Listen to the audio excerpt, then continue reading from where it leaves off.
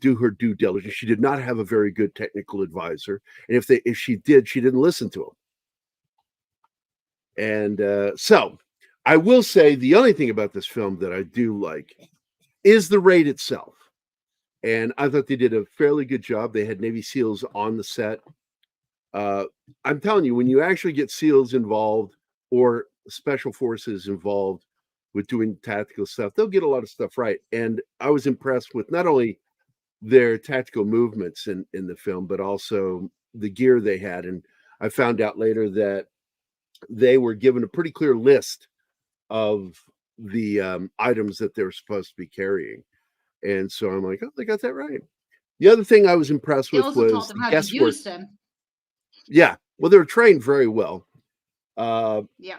The helicopters using it, there were real helicopters in the film, but when you see the stealth helicopter, it is not real. It is a prop. The way they made it fly was with cranes. But what they did is they reverse engineered what they thought it would look like based off of the information they had and that they've been given, as well as seeing what the tail rudder looked like. Because as everybody knows, the tail rudder broke and fell on the other side of the fence, and it was one of the pieces that wasn't destroyed. And they show it, I think, pretty accurately, because we showed our way. We in the book, my book, Code Word Geronimo, showed that it broke off in the landing because they did a compressed landing. And they lost all lift. They just went straight down. It's spinning down, and they pancaked. But it was so low that nobody got injured, except for the helicopter itself. In the film, though, they show it that it was damaged, but was sitting on the wall. And when the SEAL went up to set up the charges to blow it up, his weight added to that damage broke the tail rudder section off and went on the inside of the wall. And I went, I got to be honest, that's probably more plausible than what we did. The idea of it being sheared off by the wall itself. So, but the film gets into this. The real agent's name. This was done through a journalist found out. He figured it out who the real person was. Her name was Melinda Bukowski. As I recall, it's Melinda. I gave it to you, Anima. You got all that information. And she was, in real life, she was a ginger. But she is nothing like the Jessica Chastain character. She was not hesitant in doing her job at any point.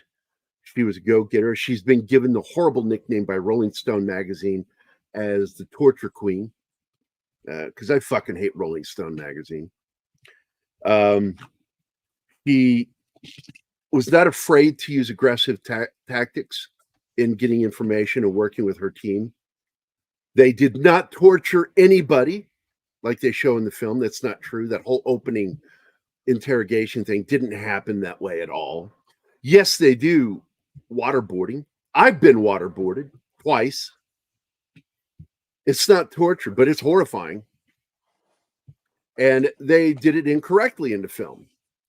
And I had uploaded the thumbnails. Where are they? Anima, were they in our studio? Gary, do you know the best form of torture without actually having bruises?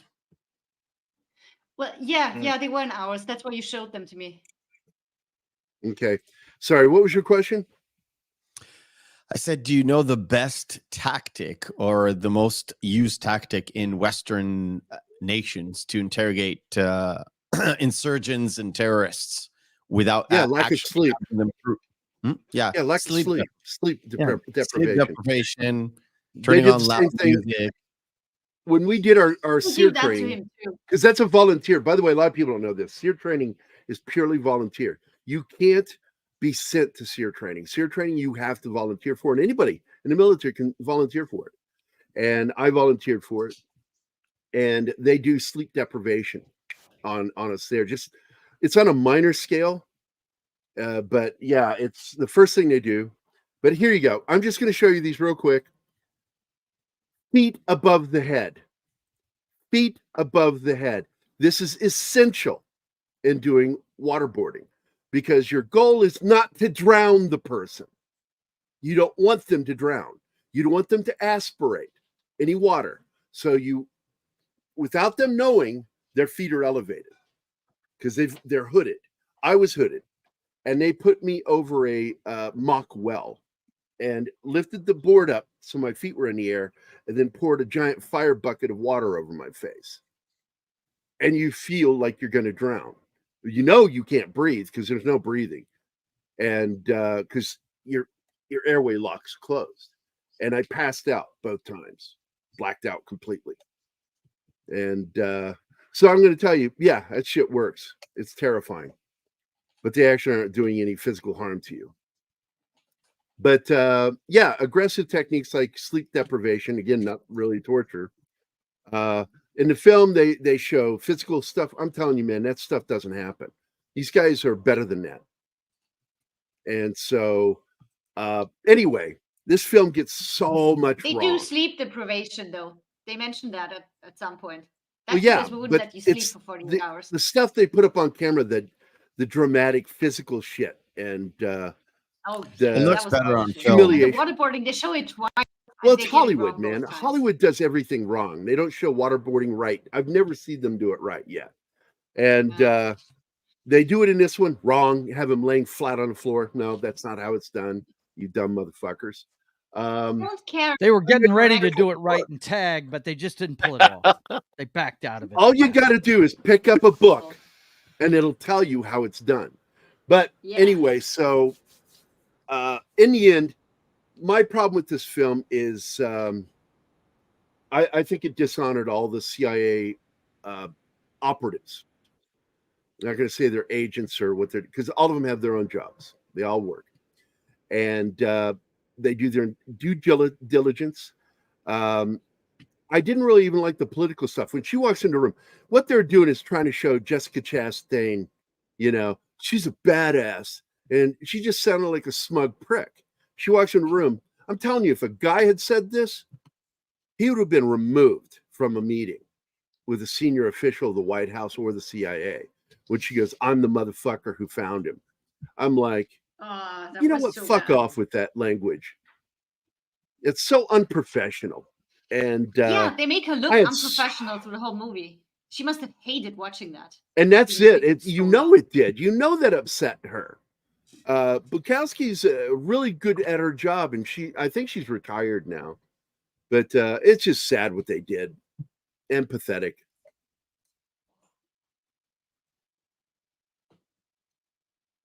It's I love it, Alpha. Did you do SEER training when you were in there? Because I was explaining how that's a volunteer thing, and I knew a lot of guys that wanted to do it.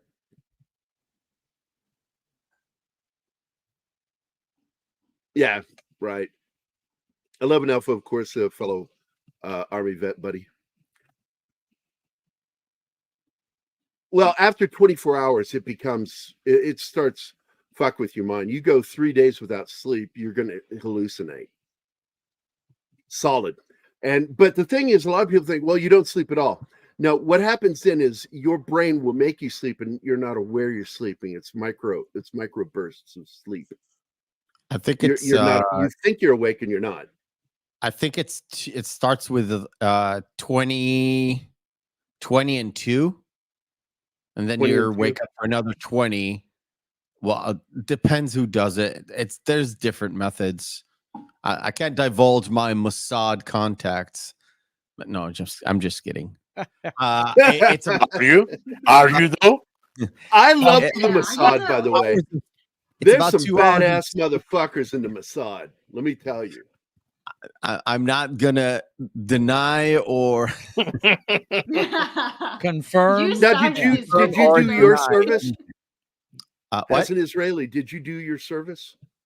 Yeah, of course. I was in the I was a combat engineer, so anything to do with explosives or mines, that I always catch it in movies now. Yeah. But it's, you know what? I'm such a big movie buff. It really doesn't bother me anymore. Before I went to the army, I was like the last year and a half before I went into service, there were like that was about 97.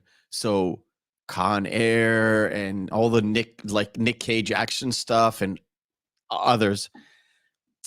Then I got to the Army and I realized, oh, that's really how C4 works. I was like, no. It's like, that's really different from what you see in the TV and all the TV films, all the movies, all that stuff. It's like, okay, I get it. I get why they do it. Because movies are a visual medium, just like comic books. It's a visual medium. And you must love all those scenes in which they shoot at the C4 to make it explode. Yes, that's hilarious. It takes electricity, folks. Yeah, it's so. It makes me laugh, but I look past it because it's a visual medium, and you have to massage the truth a little bit just to make the plot work. Otherwise, you'll be bogged down in too many explanations, too many, exposition dumps, and sometimes in a good like highlight that, Martin. movie, you just wanna just go. Right? I'm a computer programmer. Imagine how I have to forget all that I know every time I see a movie or a show. Watch. You know what? Have you watched Hackers? The movie Hackers? Yeah. Is technically their technical advisor was a white hat hacker, and they actually did it correctly as much as humanly possible. Yeah, but the visual representation was, oh my god. Yeah. When I say highlight, I mean put a star on it. Oh, I'm sorry. So I already did it. Hello. I haven't said hello to everybody. We got Snortopupus is one of the first ones in here. Oh, he is the first one. Snortopupus. Hello, Snort. We got the competence. Who else is in the chat? 11 Alpha, of course. And Parrothead. And Parrothead's here. Oh, he's shitting on me. Look at that. Gary's a professional shammer. Hey, man, I like to sham wow.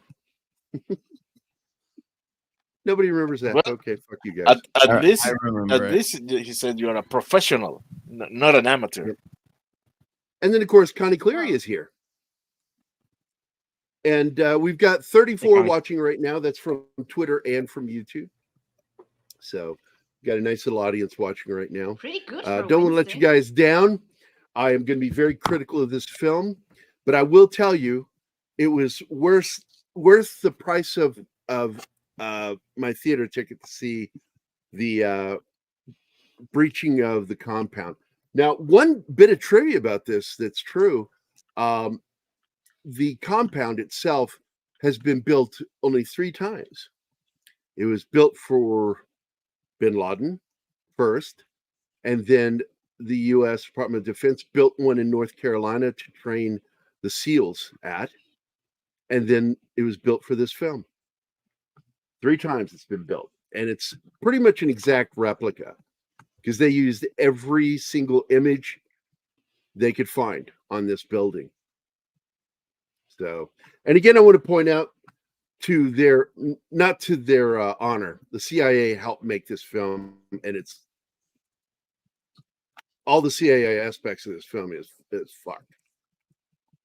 They got everything wrong, and then they end even worse. It's sort of that it's like, because I work for Dale Dye, and I've talked to Dale Dye about this, and it's not like he doesn't agree with me. He agrees with me, but he's friends with Oliver Stone, so he always has to watch how he words things.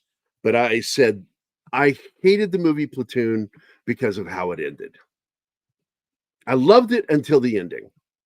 And it has that fucked up line in there. We flew 1,000 miles to fight the enemy, and the enemy was us. Just one of the dumbest things I've ever heard in my fucking life. That's stupid. Doesn't even make sense. Because you know who made the movie? Yeah, Ollie Stone, a known communist. So, God, he's such a fucking prick. Then he makes JFK, which I like a lot. Which is dynamite. Dynamite. I do like that And if film. you need ammo for how many degrees is Kevin Bacon, it gives you a lot of ammo because it's star-studded. Also with Check it me out. too, you can play 6 Degrees of Gary. Because if you name an actor, I'm usually within 6 actors connected to him because of my There you go. work for Dale Dye. They'll die. That's it. Kevin Bacon, 1 degree.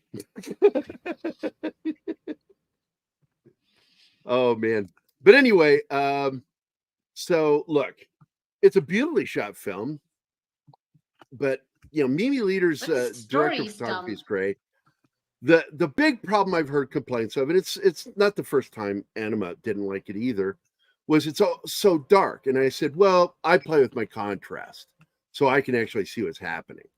And but the movie is really dark. I just had a problem with the breach because finally it gets good and the action starts and it's so dark that I can barely see what's going on the screen. And there's no point trying with contrast on my laptop. It's old, it's slow. If you're using a laptop, use VLC, and in VLC you can actually play not with the contrast itself, but the how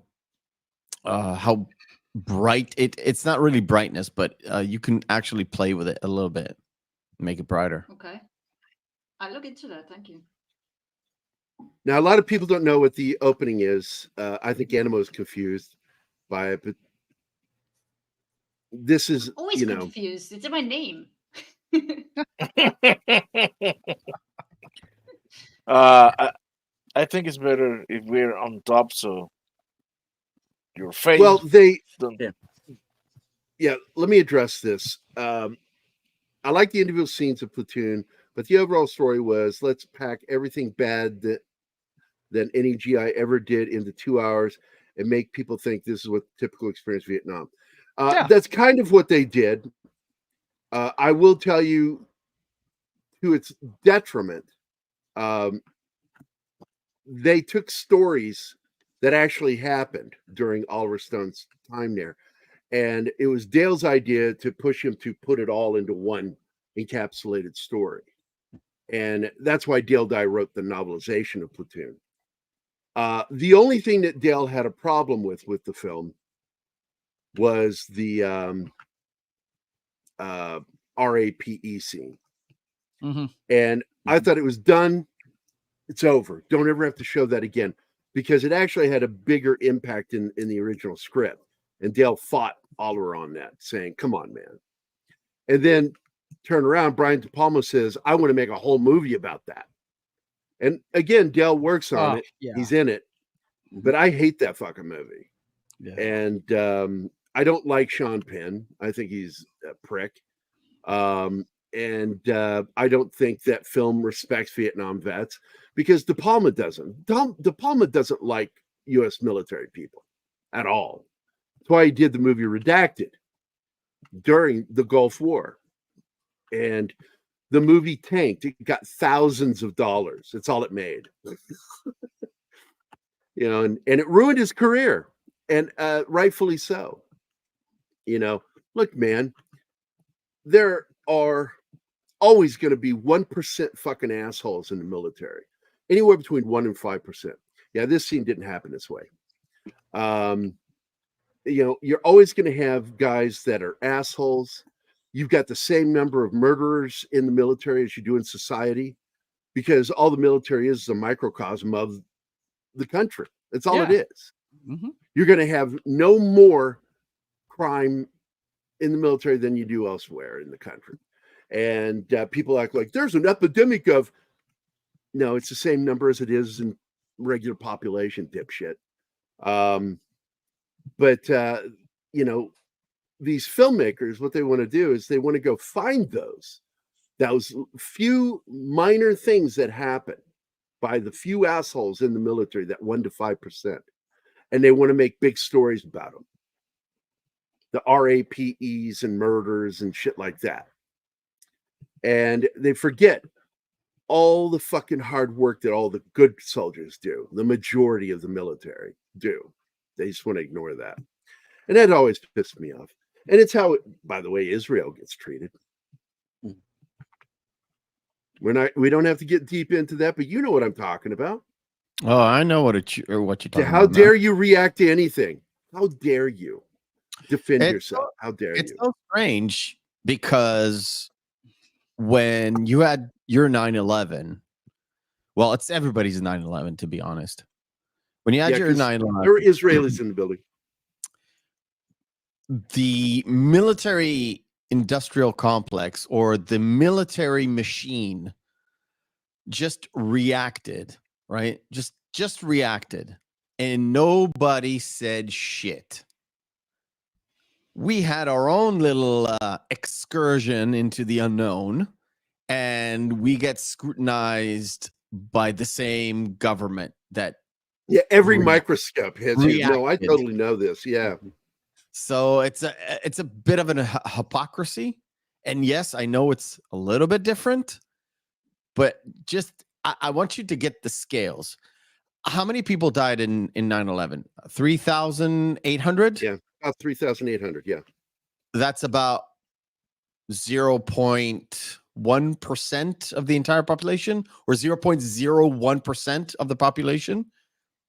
We had 1,400 dead. It's probably about 1,500, but let's say 1,400 dead out of 9 million. So scales here. If you scale it up, it's Pretty bad. about, what, 30, 39, 38,000. Like if you compare it. So Yeah. Overreacting? I don't think so. It's it's hard for me. If even one is if one is killed, is our reaction. I'm in a weird position because I support the army, but I don't support my own government because I didn't vote for them. Imagine that you support going to war in Iraq, but you're not voting for Bush, basically, and not supporting Bush and Cheney, right? Mhm. I'm in that weird position where I'm patriotic because it's still my country. It's still people I might have interacted with. It's a really small country. And then, It's not weird. Countries and government are not the same thing. No, They are- no. and The people- people, That's why I tell are people all the different time that government. flag doesn't represent the government in our country. The U.S. flag represents the people. And it's that for every country. It's not like it's unique to us or to you. It's like the governments don't necessarily represent the people. Represents a slice of the people. Yeah. And for us, it's even worse. Not worse, but it's a little bit different because we have a parliament. It's not really a tier system with Congress and Senate and a president that they all have different stuff to do. We have parties, so you have to make a coalition of parties to actually ascend to being a prime minister. So it's a bit different. And it's interesting. By the way, she is an ugly woman, and I love gingers. I cannot stand Jessica Chastain. I disagree. I do disagree. What move? Like, it really depends on what role she does and what movie she does. If she's put together, not necessarily with a lot of makeup, if she's put together, she's a very beautiful woman. But she does chooses a lot of roles where she is disheveled a lot. Yeah, I don't think she's very good. I don't think she's a good actor either. The minute I saw her, the first time I ever saw her before this, I did not like her. And then she's in this, and I'm like, okay, somebody is pushing her.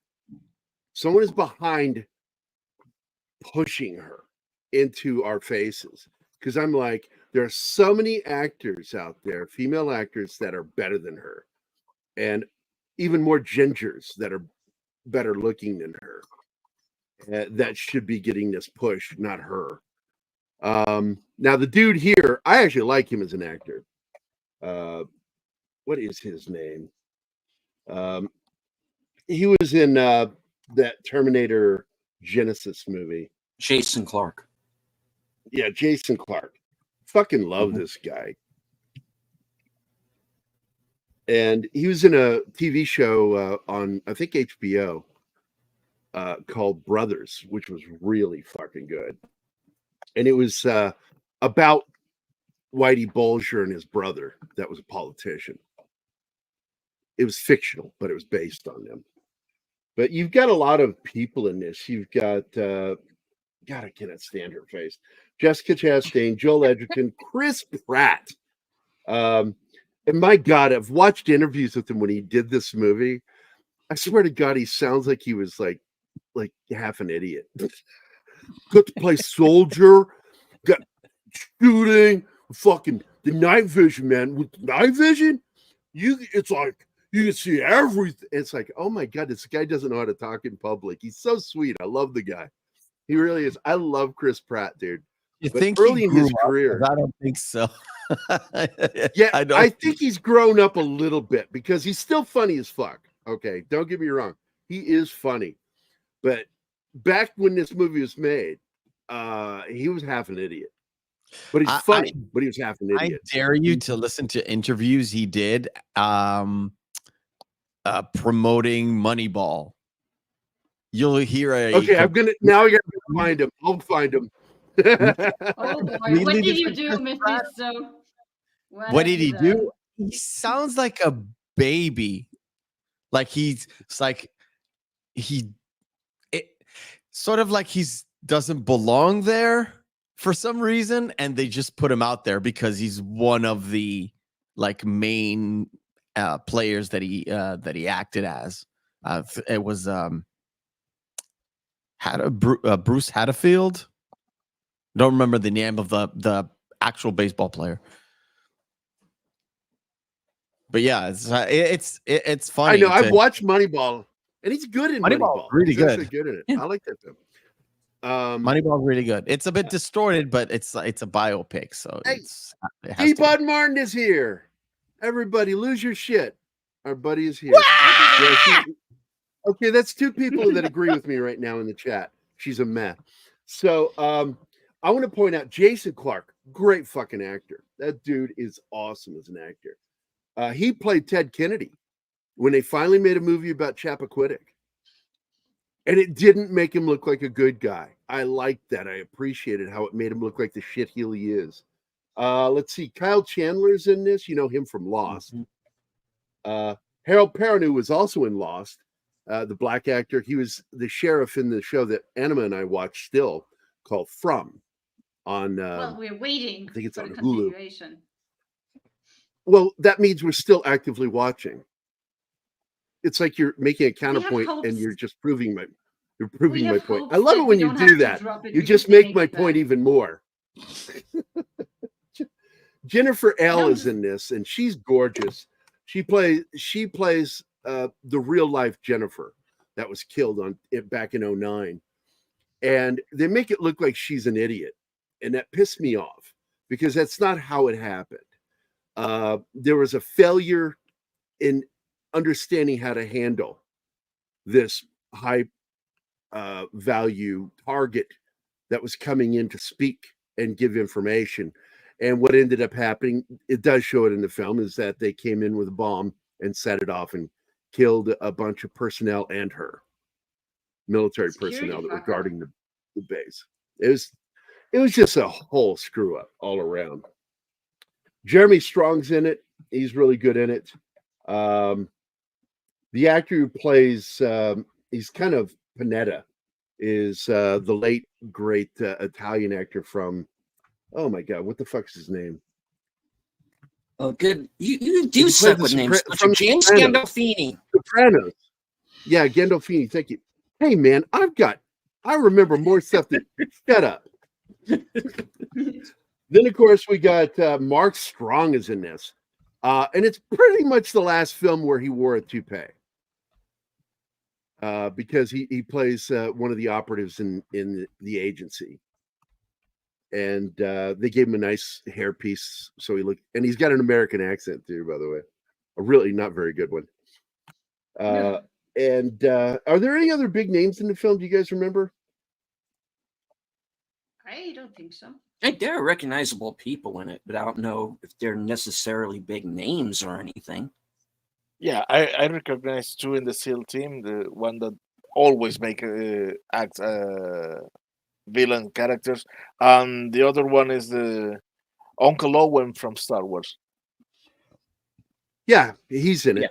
He's the lead Navy SEAL, and the guy, his second is played by Chris Pratt. He plays number one, his first executive officer. And of course, you're talking about what is his name? Joel Edgerton. Yeah. Oh, I lost connection because okay. So I'm not gonna be able to find the name for you. Sorry. Joel Edgerton. Yeah. Uncle Owen. Yeah. The main guy from Warrior. Yep. Yeah.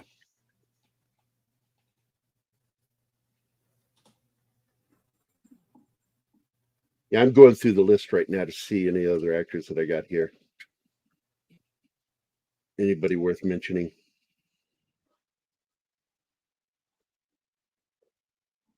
IMDb does the way they arrange their cast is weird. Oh, don't Above do the line, IMDb. and then Don't do IMDb. Just Mark Duplass is in it.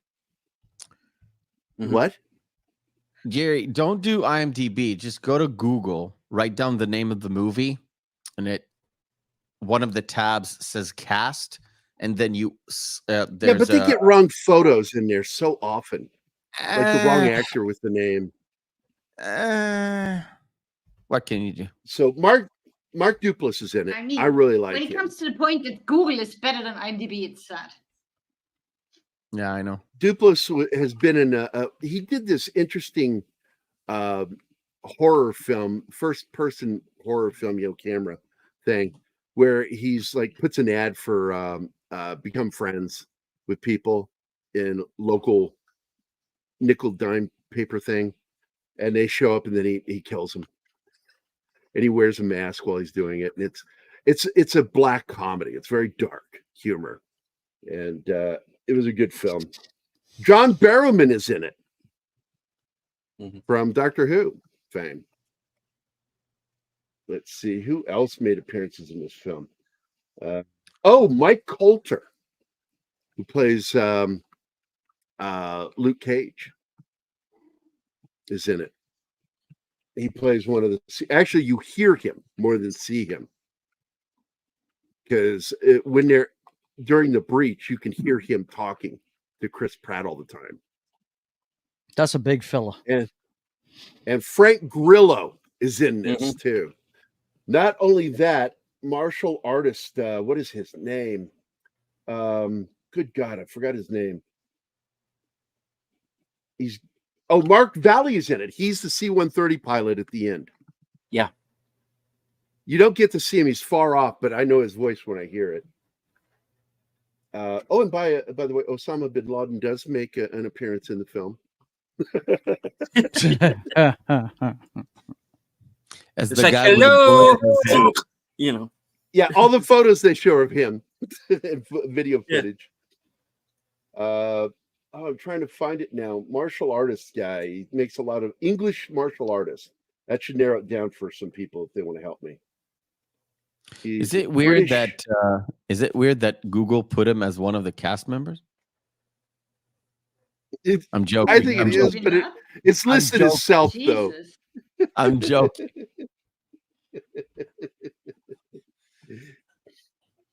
I mean, they did take out him and his entire family, so I'm not sure who's gonna collect the royalties on that cameo appearance.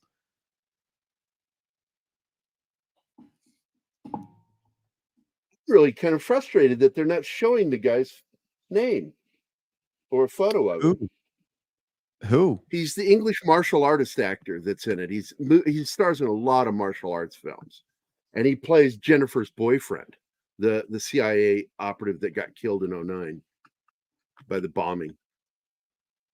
Yeah, I don't remember him in the movie at all. I don't know what character you're talking about. I guarantee you, in these scenes, the real Bukowski did not wear a shmi.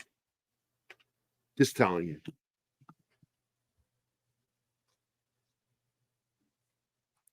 You guys know what a shmi is. I know you know what one is. The Yeah, thing and that me, she's I don't wearing know on what her I- Cloth head. over the head. Oh, we call it something else. 11 What do Alphas you and call it? Scott Adkins. Thank you.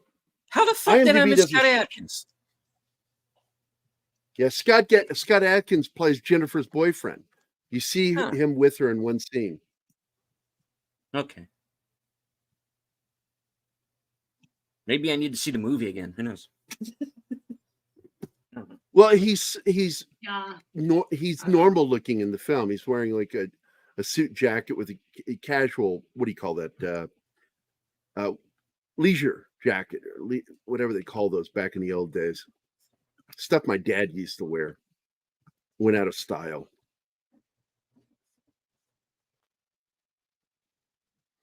I think this is a movie that you need to watch again. Once is enough. It's really because it's not very good. It's not very well told, and it doesn't show you what you really wanted.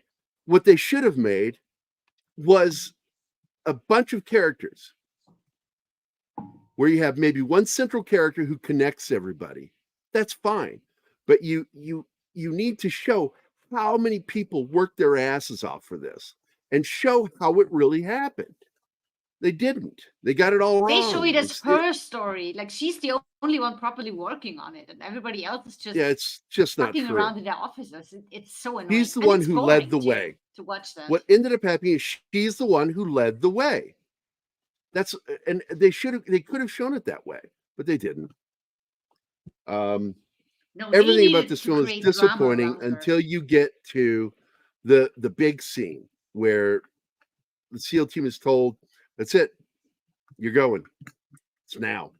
But the problem is they show them over there, when in reality they were in North Carolina training for this op, day and night, going through that building so they knew every inch of it before they went in.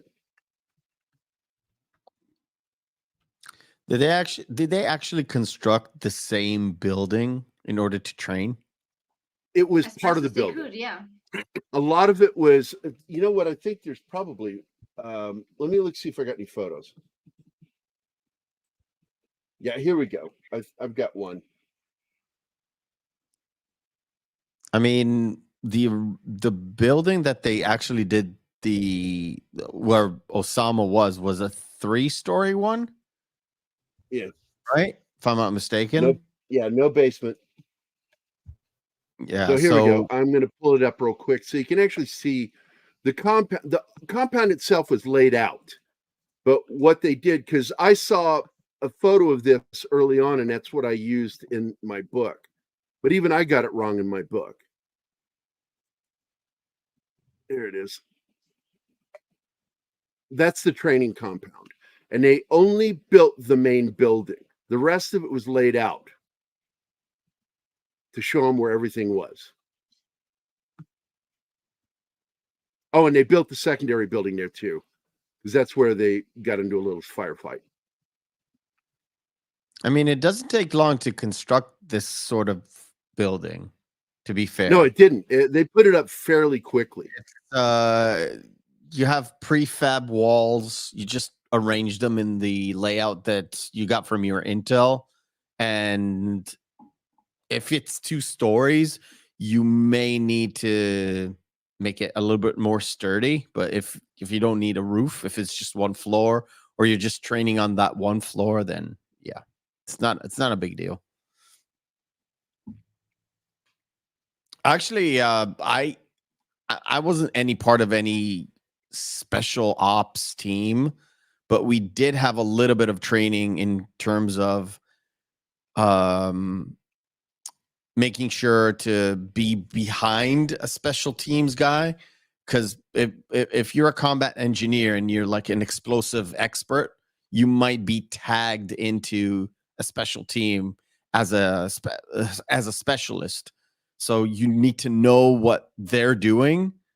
So you basically do sort of what they train to do with your own team, and then you join in and they train you. But yeah, it's fun to do. Did they teach you butt to nut? The what? It's military slang, American military slang, butt to nut, doing a stack up. Oh, butt to nut. I think so. I'm like I said, it wasn't to fully train. It was just to know what was going on, and if you were called out to do some sort of specialty work, then you would go through a full on training. So you know the basics, the like dumbed down version of the basics, but you're not supposed to do any sort of like building, penetration, all that stuff. Just work the explosives. I'm sure they're doing it right now a lot, not as a special forces. But yeah. Yeah, even though I was a medic, I was put on the stack, usually last man on the stack, so I was nut to butt. Yeah, so we were middle, probably. I'm making somebody laugh over there. I know. There you are.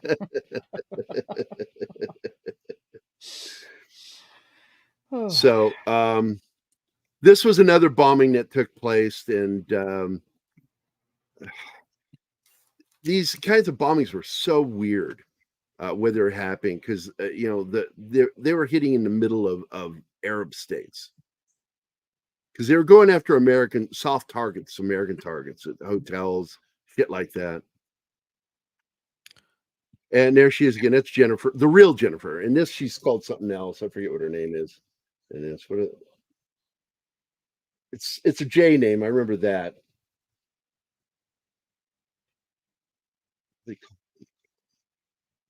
Jessica. They call her Jessica in the film.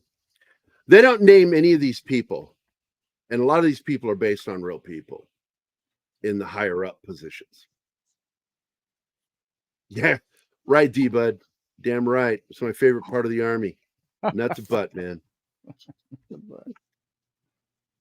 Do you think the CIA gave them a wrong intel on how they really do stuff, so they won't actually expose the real methods?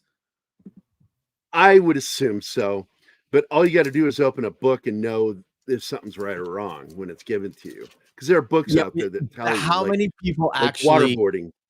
No. I mean, seriously, how many people walk out of the movie and are like, something seems fishy. Let's find out. Let's open a book or a Google and see how it really goes. It's far more than they think. Hollywood thinks there aren't that many, and there actually are a lot of us who do that. I will walk out of a movie and give a bad review because I felt that they failed to do what they were supposed to do in being realistic and truthful. But in the long run, oh, here it is right here, dude. This is the scene with her boyfriend, played by Scott Adkins. And I think she's very pretty. I've always liked her eyes. She's been in a lot of British productions. She's from North Carolina, and she's been in film productions. So apparently they like working with her over in England. So she has her dinner, and then she's going to go have this meeting, rendezvous. There he is. Oh. Okay. She's having to explain herself to him there, because he's getting stressed out because of what she's about to do.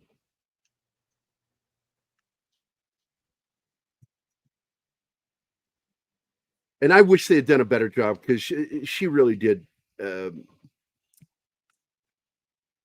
He got killed trying to hunt this motherfucker down. The actual person? Yeah, Jennifer. I forget her real name. Jennifer. Brain's dropping. What, the name of the actress? No. The name of the real. Oh, the real person? Oh, okay. Because the name of the actress is Jennifer. Oh, look at that. Yeah, Jennifer L. EHLE. Okay. 11 Alpha has a name for you. Jennifer Lynn Matthews. Thank you. That was it. Jennifer Lynn Matthews. That's the real woman. Yeah, they call her Jessica in the movie, but the name of the actress who plays her is called Jennifer L. Yeah. And she's a gorgeous lady. She's a very good actor. I like her. He's done a couple of Jane Austen films.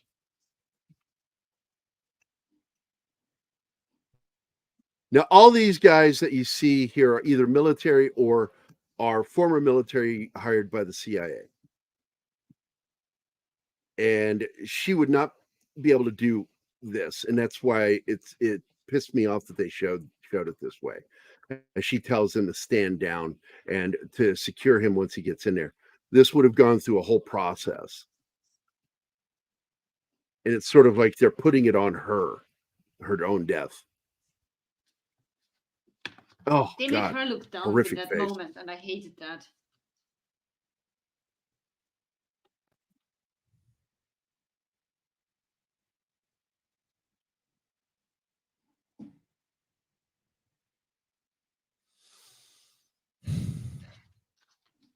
So, and the minute I saw this, I remember watching this, not even having read up on what happened at this point. I saw this scene and I'm like, okay, they're absolutely telling us that this is going to happen before it happens.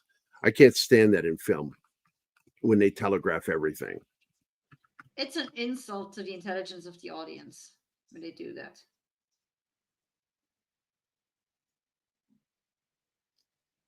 It should have been done in a way that would have shocked us. I mean, William Friedkin would have done it that way. He would have shown the guy's face, have them talking in the car, completely unaware of what's about to happen. Hitchcockian, like, yeah. Very Hitchcockian. Friedkin went to the school of Hitchcock. Hours.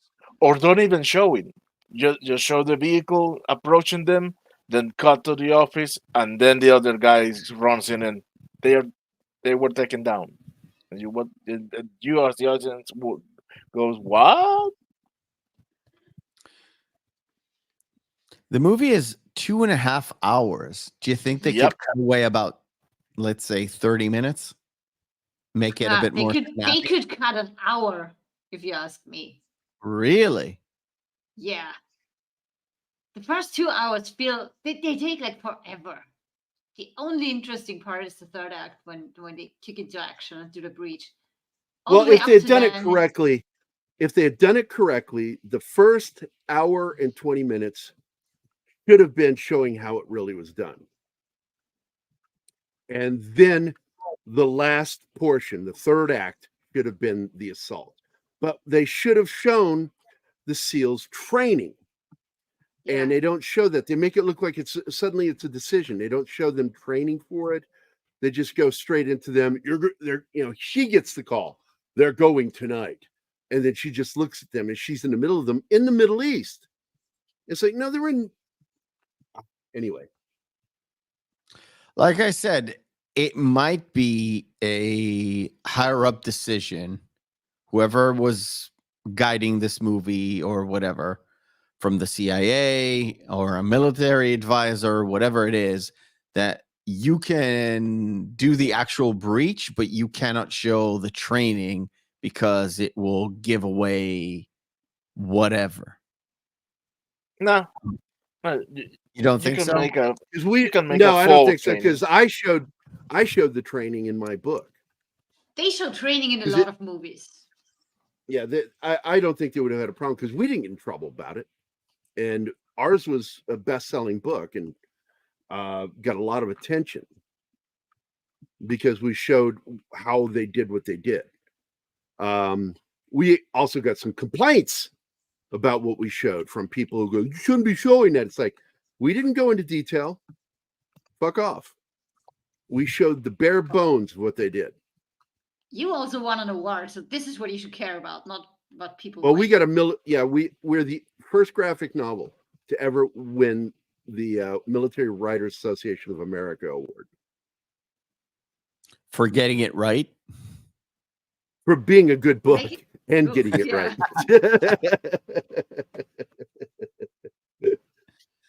It's always strange to me because, like I said, I grew up with like Rambo and stuff, but even as a kid, I was like, wow, that's really cool. But I bet you it's not the same. But it was fun, though. We're joking about it. We're joking about it on Military Monday. It's like grabbing an M60 and fucking firing from the hip, because our sergeant did it during training. He picked it up No, and he I showed mean, this is why it doesn't work. And he hipped it and just started firing. And you can see the tracers just kind of going everywhere, not hitting. There's a tank he's trying to hit. I think maybe 2 rounds hit the tank. The rest were just in the air around it. in Rambo Part 2, First Blood Part 2, there are 2 moments that even back then I was laughing. Yeah. One was when the helicopter dropped the incendiary bomb. You don't drop it like that. That's one. Plus, even back then, I thought it was, how can you make like fire on water? I couldn't figure it out. I know now how to do it, but I couldn't figure it out. And the RPG, all you gotta have to do is have anything flammable on the water. That's it. Yeah, never mind. There's a way to do it, but the RPG stuff always was fascinating to me, because I thought it would just, the ship would catch fire. And now that I actually fired an RPG, I definitely know that the ship he fired from would catch fire, literally, behind him. Yeah, because of the backblast. Yeah, the backblast. There's no way. But, it's fun. I think I still have that video on here. Hold on, let me find it. I like it when they exaggerate like that, and it always looks cool in the movie. Like I like the in Beverly Hills Cop 2, the rocket, it was a Lao, I think, right? When they open up the tube and they fire it, I think it's a Lao. Law, yeah. Law rocket. Law, whatever. I fired it too. It's really not that impressive. It really is. No, it's not. I fired a Law myself. Yeah, it's it will do damage to you, but it's not really that impressive. And in every movie you see people fire that thing, it just goes devastates everything. And that's not all right. Here you go. Here you go. This is my boss saying what you're supposed to say when you fire a rocket. Dragon!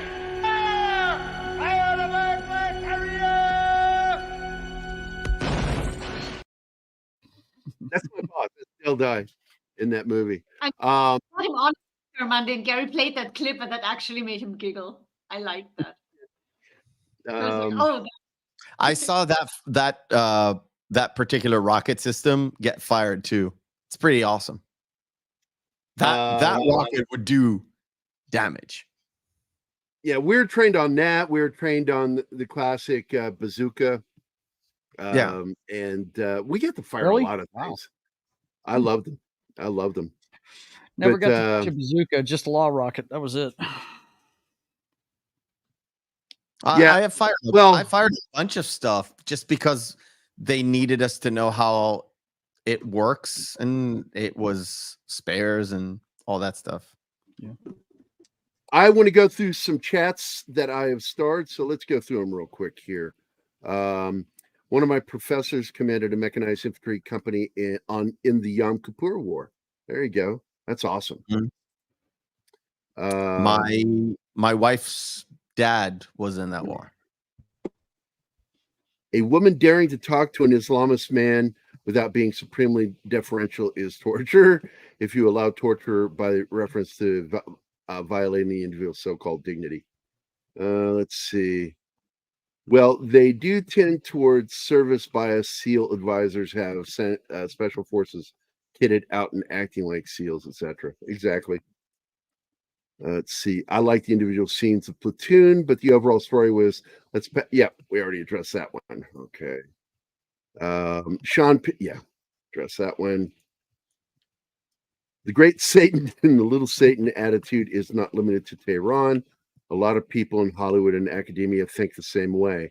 Absolutely. It's a problem we have in this country. And then, of course, we've got awesome one with his backdoor reference.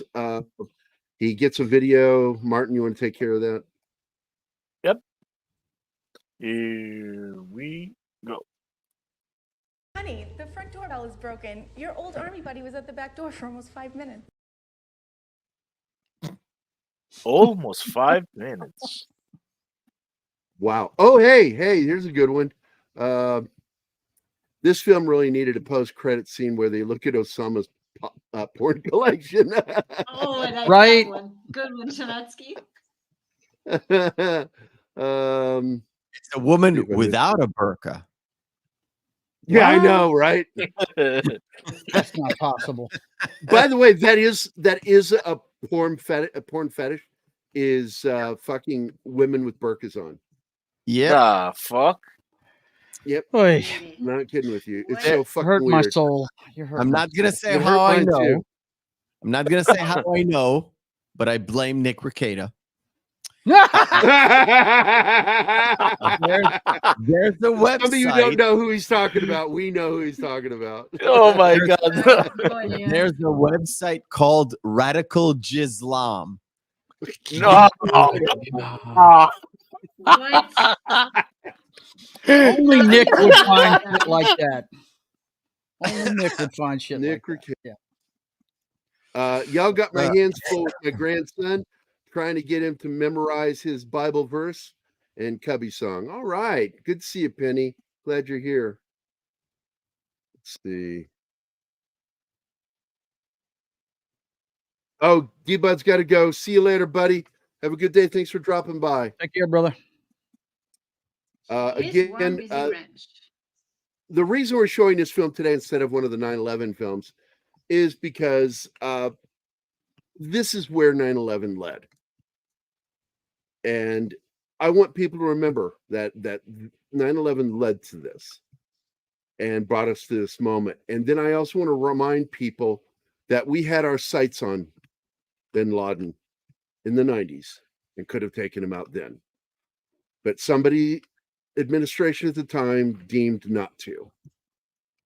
I've He's not a always wondered why it was so hard to Organ of find interest. an Arab man that tall on dialysis. I always wondered how hard it would be to How find. hard like was that? The You know, They knew where he was after the was it the Kenyan embassy Yes. or the embassy in Kenya? Mhm. I believe he was actually in Saudi Arabia, but wasn't in one of the major cities. I think one of the issues, and it's always an issue, was money, because there was a major deal. Well, there were several major deals ever since Desert Storm up till today with the current administration in Saudi Arabia and the U.S. government in terms of selling surplus, selling whatever.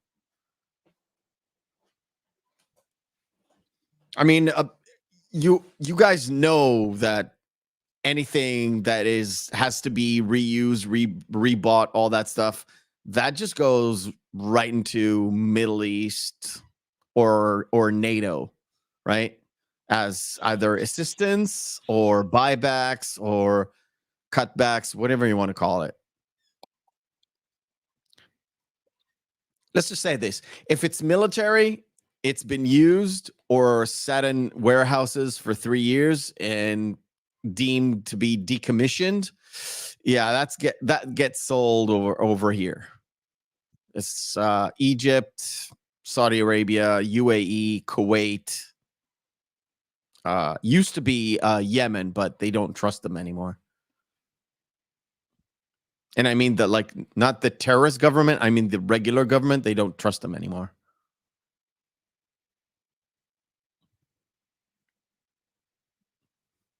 We're getting close to the scene where they try to kill her.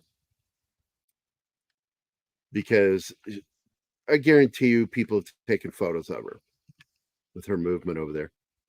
But it may not have been directed just at her. It could have been because she's coming out of an American embassy when she goes out.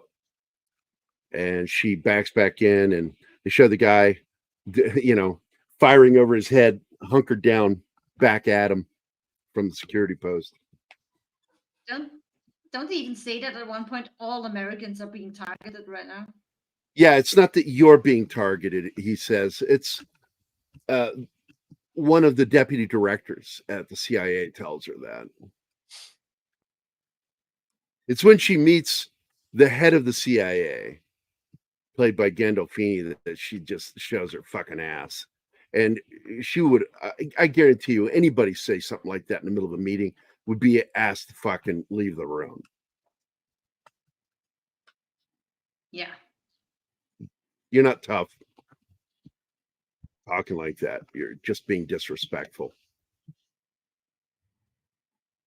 And unprofessional. What did I was want to say there? Alpron. I don't know. AI. Document hoard found it. Okay, okay, we're done with that. That joke died like 5 minutes ago. Right. All right. Chinatsky. I'm gonna. You got to get going. Yeah, I'm gonna use this break to say goodbye to everybody. It was awesome. Before you go, I do remember watching this movie one time. It's before you go. That's the cover of my book with the award on it. Sold. What do you want me to say? I'm sold. I just wanted you to see it. Yeah, okay, good. Because I hadn't shown it to you before. I will check it out. Okay. Oh, you don't have to, but if you want to, yeah, I'll send you a copy. I'll check it out. I have a PDF copy of it. I can send it to you, so you don't have to buy it. You know my address. Goodbye, everybody. Enjoy yourselves. Shalom. Good.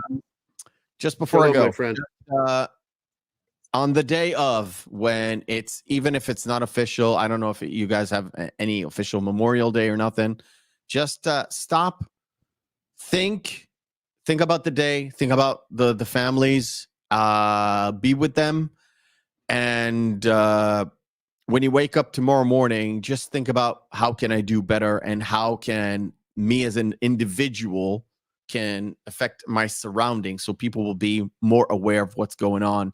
And maybe if somebody tries this next time, we will be prepared to stop them. All right. Amen. See you later, brother. Good to see you. Bye. Tim is here and is shitting on you, Gary. Who? Tim. That guy that, we always play a video when he that shows guy. up. And Yeah, that guy. Yeah. That guy. That guy that doesn't like to use his own name. Yeah. Hello, Tim. Oh, this is the scene right here. She's leaving the embassy and she gets lit up. And the guy loved her boss tell her, says, next time you might not be so lucky to have bulletproof glass.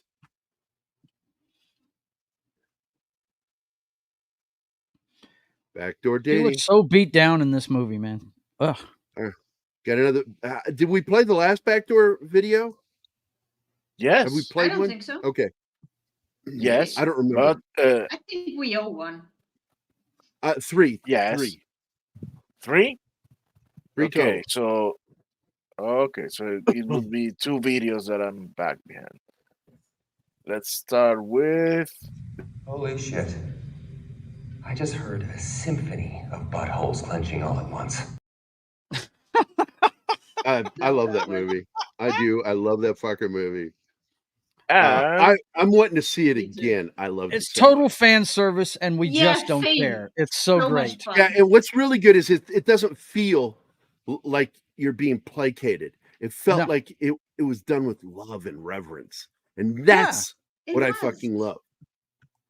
Yeah. So the last backdoor video. Here we Open your back door, baby. Loosen your hinges, I'll show you my key. And now, back door, baby. And now we have to greet Tim. Oh, there he is. By what name are you known? There are some who call me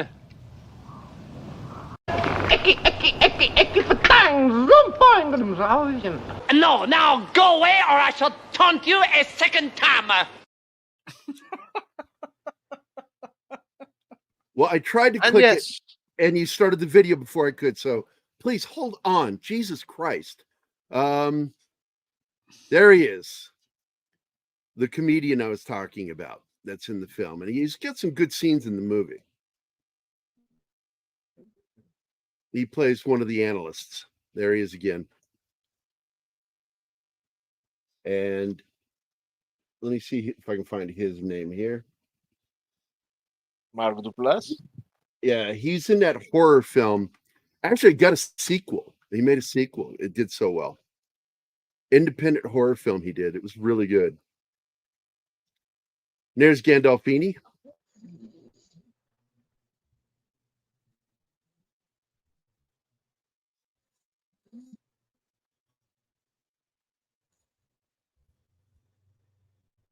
Oh, Boosh keeps mistaking me for a lady.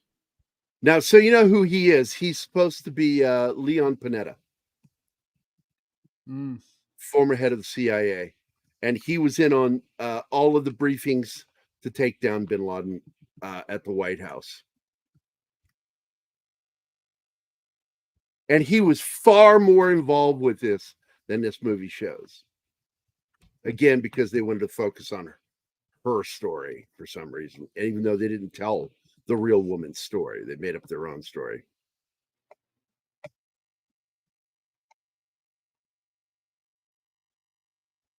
And he gets some actual screen time in this movie too, dude. Okay, team, I'll bite. What is the sequel to Zero Dark 30? Oh man. There's Mark Strong with his hairpiece.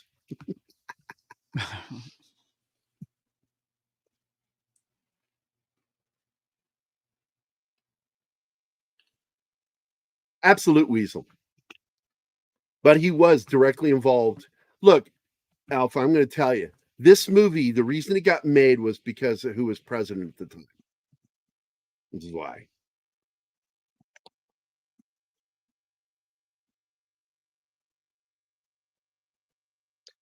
Zach's in the house. What's up, Zax? Hey, Zach. How you doing, my brother?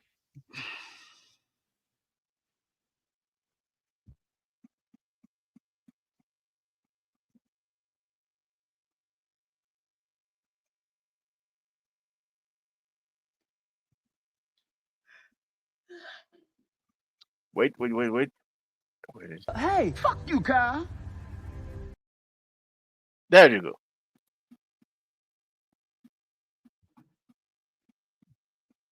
Oh. Okay.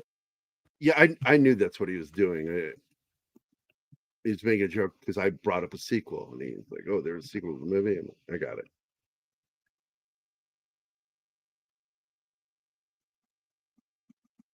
It was a World War II era made film made quickly after the fact. I will tell you, no more quickly than my book was made.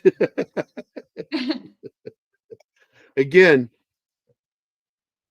when the event happened, 2 days later, I was on the phone selling the book idea to IDW, and we had it done in time for the 1st of September, so it could be released for the memorial of 9/11. And that's the new cover that I did. You notice the other artist's name is taken off. It's inside the book. Why? Because he pissed me off. That's why. That's why. If he hadn't pissed me off, I'd still have his You name also on had the to make front cover. some corrections with the helicopter. Well, not only that, I had to. There's so many corrections I made to the book, and it's all to my artwork. Even though I think Dale will I'm probably want talking to about the cover. take another run at the script too to see if there's anything that he should update. But hold it, yeah, I was reading it. Put it back up. I stopped talking just so I could read that. Yes.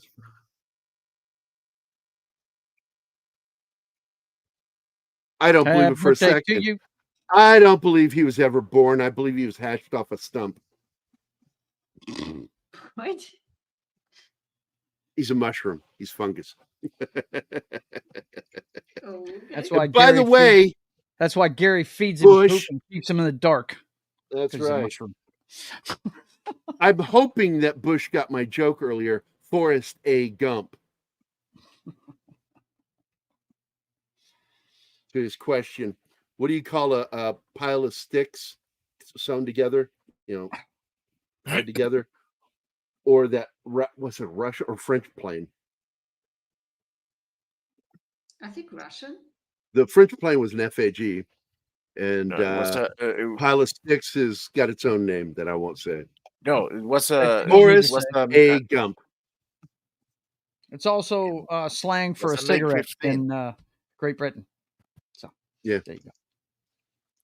Well, this a what? A cigarette.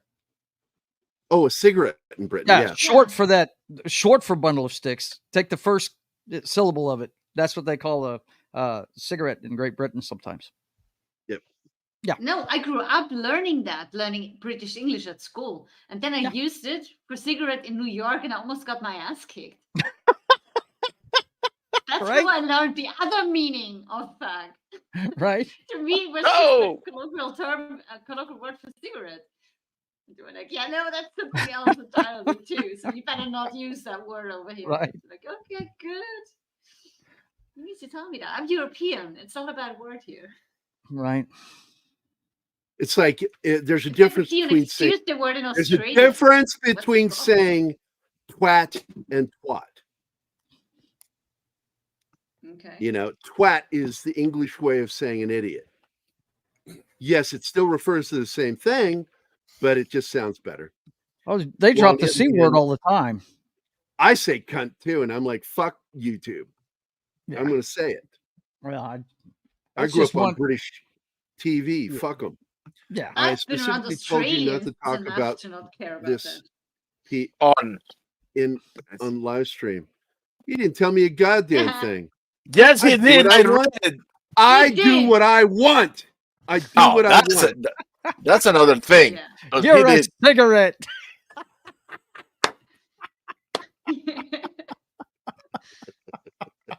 By the way, Awesome. Bush sent me something that he wants me to share. So I'm gonna share my screen. Yeah, I could care less. You if we looked get at it first, I hope. By the Oh my- way, when I was in college, real college, not fake college, real college, my roommate Tom Rowe got the shit knocked out of him by some dude that was like the head of their fraternity. I don't know what you call that, the like fucking president of the fraternity. I don't fucking know. Anyway, so I went to the bar, and it's the bar owned by my dad's friend, Marty Patton, former pitcher of the Kansas City Royals. And he opened a place called Marty's Place right off campus, right next to the Panther Club. And Eastern Illinois University. And I went and sat about 4 seats away from Tom just to see what would happen. And the guy came in, started harassing my roommate. He had hit him with his class ring, and it left an indentation in his cheek where he got pounded by this guy.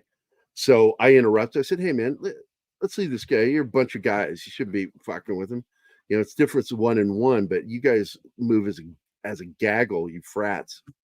And the guy looked at me, he says, call us a frat. And I said, what are you? He says, we're a fraternity. You wouldn't call your country a cunt, would you? I went, no, but I'd call you one. And next thing you know, I'm throwing guys around this bar. I didn't hit one of them. Not one punch was thrown. I just threw him and knocked the shit out of him. And my roommate just kind of stepped back and watched the whole thing happen. He was blown away. He's like, how do you do that? I said, it's what I do. And it's because your next brother thing you didn't know, teach you how to throw a punch. All he taught you was how to no, I throw was an somebody. adult at the time this happened. I'd know. already gotten out of the army.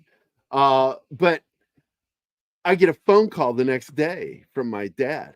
He says, you need to come over here. We need to talk. And I'm like, what? Just get over here. So I go over there and I get lectured by my dad because Marty called him, the owner. And he says, I've been banned from the club. Oh. So And it still exists. I wonder if I'm still banned. If I showed up, they'll kick me out. It's like 26 years ago. Would they recognize you after so many years? I don't know. Thank God. I hope Would not. you think people be working there? No, I don't think so. I think They Marty might is have his still picture alive. up in there. Okay. Yeah, I know, right? But that'll be Probably. my college age photo, army Right. age actually. Right. I was almost 30 when it happened. May I run this? Sure. I don't know. What is it? Mayor? What's your best impersonation? Your Anything- your favorite. Anything that's new feels like a new child. But I love Tony Soprano. Because one, it's a white guy, Italian, and nobody expects you to do that. Ask me a question. Tony, what did you do with the body? Like, doesn't fucking matter what I do with the fucking body. All the guys are gonna fucking marry it. Shell, Pussy, Christopher. They know their fucking position. I'm from the king of New Jersey. I run a fucking underbush. Uncle Junior Johnny fucking Shack. Man, you can bury it behind a fucking bottom big, it doesn't matter. It goes wherever the fucking saying goes. Oh my God. Pretty good. That's pretty damn good. Oh. All right, Gary, I got to eat before my show tonight, man. I got to get going. All right, buddy. I'll see you later. Thanks for dropping in. Good. Yeah, for Yeah. sure. See you, Joe. Absolutely. Be good, guys. Ciao. And then there were 4. That's one more than usually on a Wednesday.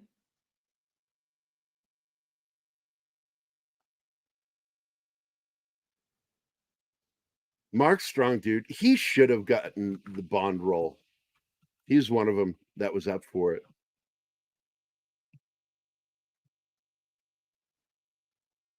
Yeah, Gandolfini is a lot fatter than Panetta was.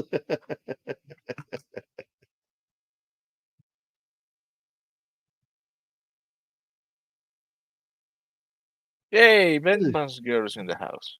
Hey, Vickman's girl. It was a sad day when we lost Gandolfini, man.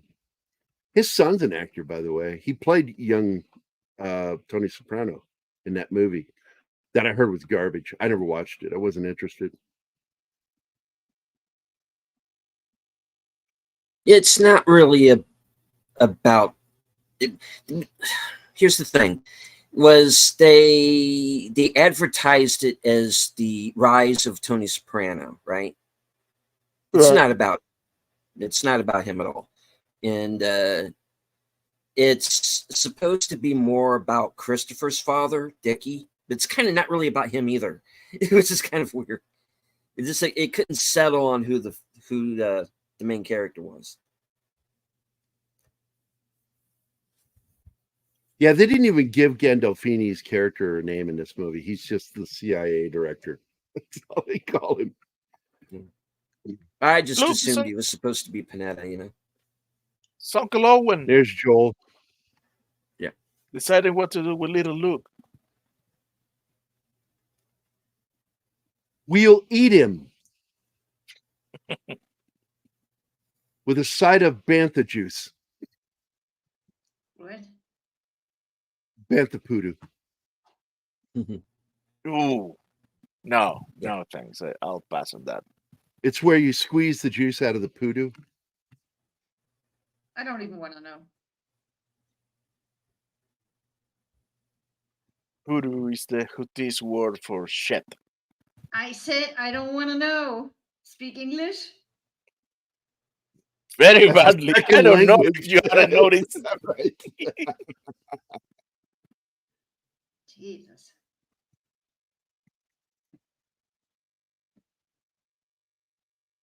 You know what would have cracked me up is if they had Steven Seagal in this somewhere.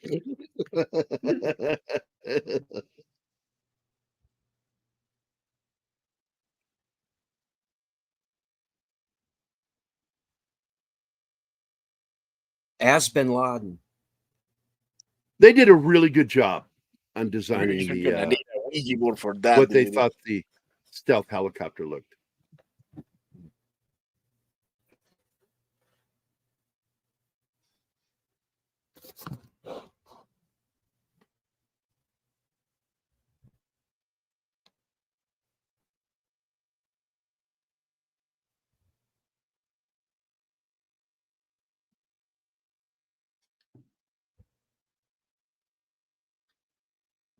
Yeah, this is where the movie gets watchable. When they finally go in.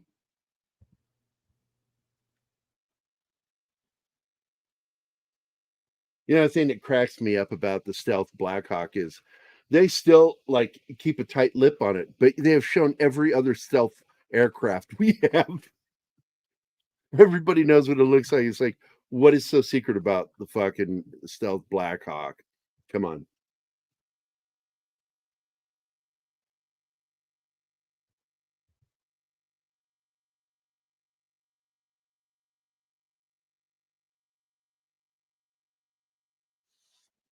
Oh, Snorty. What? He says, what was the last thing that went through Bin Laden's mind? A Yeah, 5.56 5.56. round. Yeah, we just say True. 5.56. You can just say it that way. 5.56, okay. You can even say 2.23. Okay. One is the millimeter, the other one is caliber. I know you say things like that when you play Call of Duty.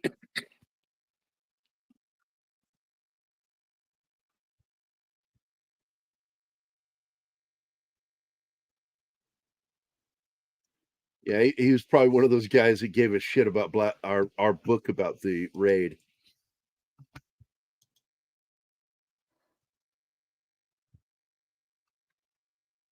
Now, the funny part of this to me, and I'm just going to say it right now, is they go into what they refer to as night vision mode for the movie, and I'm like, you really don't have to do that unless you're showing a POV,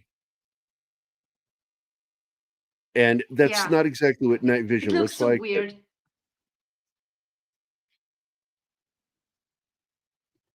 It looks like daylight when you're looking through night vision. Also, depending on Yeah, which they ones. just turn everything green. They overlight it, but the problem is you see the sharp shadows because they overlight it, which is something you don't see with night vision. Now, this is an This is not the underlit only movie scene, that's doing it. so it's almost like you're watching black scenes. It's just all blacked out. But It was so dark I could barely make out what was going on. I use moonlight in the book to light the scenes.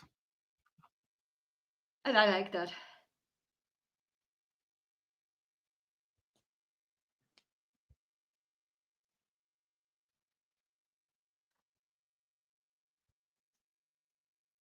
You know, and I'm sure there was somebody out there like, there was no moonlight that night.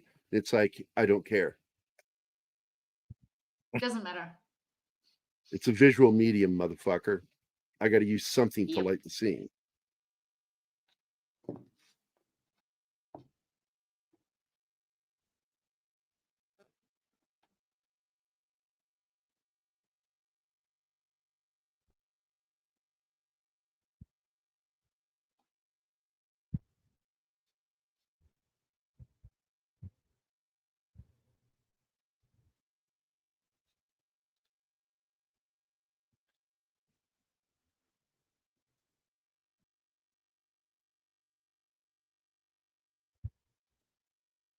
Yeah, I'll never get the full military talk. I'm trying to learn as much as I can. But I'm not a military person.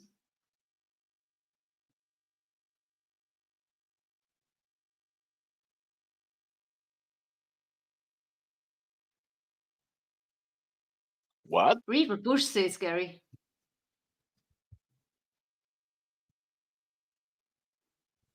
Gary? He's reading it. Okay. Cool.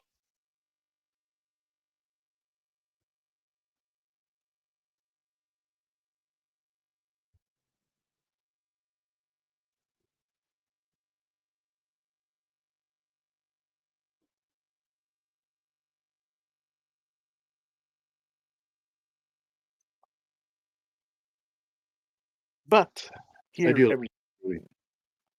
What? I do like this scene. And the thing I got to tell you, the lasers that you see them aiming are only visible through their night vision. The people there can't see the dots on them. or the light. Okay.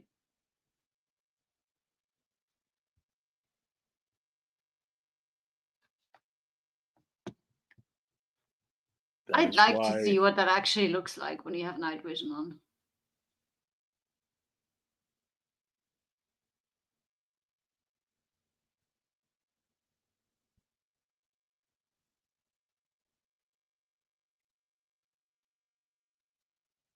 The way theirs are designed, it gives you a better field of vision. The problem with most night vision, it gives you blinders to your left and right, whereas the way theirs are designed, it gives you really solid field of vision to your left and right. That's important. That's why they were designed. It could kill you not to have that. I mean,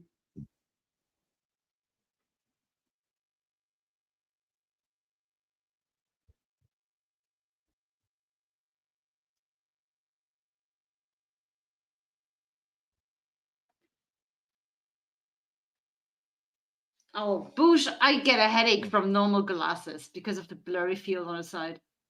I probably get a fucking migraine trying to use night vision.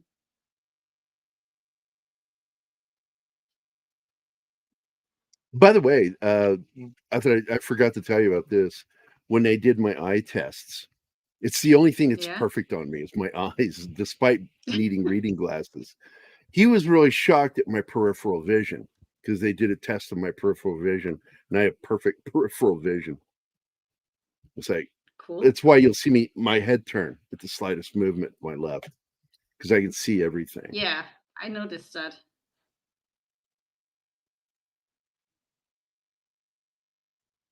And there's a sign saying "Schon dich zu treffen." Little German pun for you. What? Oh, Schon- schön treffen. That's nice to meet you. In English, but the pun is that treffen, what in English translate to meet, is actually hit too. It's the same word in German. The verb for hit a target and meet a person is the same word, treffen. That says something. Yeah, That says I know, something. right? It's a weird language, but yeah, I appreciate that. Thank you, Alpha. Danke, das war lustig. So I'm going to pause it here so I can show you some pages from the book. This is just before the breach, as the helicopter comes in and before the one crashes.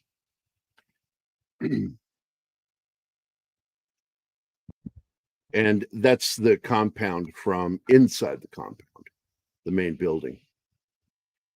And I had the layout, everything, and I even did a miniature scene for the sandbox scene. Sandbox, if you don't know what that means, that's when you have the miniature on a table, and it's referred to as sandbox. You know that everybody who watches our show knows what a sandbox is.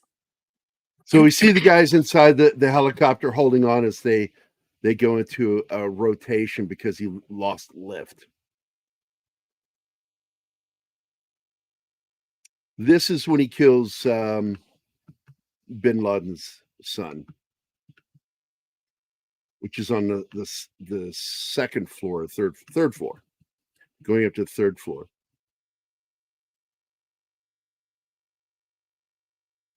And right before the shots come at him from the sun, he says his name. They kept whispering names of the people to confuse him. And so he pokes his head out with his weapon and fires, and he lights him up. Now the redraw on this, this is the redrawn artwork because I had to redo the nogs on them. But you can actually see on the background, I'll probably have to fix that I have the old 2-eye, binocular nogs on him. And then this is the final scene. Again, wrong nogs on them. I'll put the correct ones on before we release it again. I'm also redrawing that last panel. I had to draw that so quickly because more was going on in that moment than what I show here. You can't see the weapon because he was reaching for that shelf, and there was an AK-47 on the shelf. And it's something they really don't quite show in this, is that he did reach for the shelf.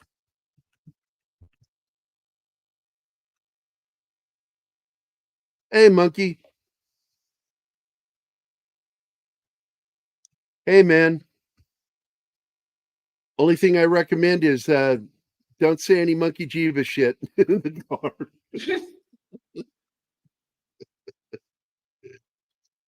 But God bless you, buddy.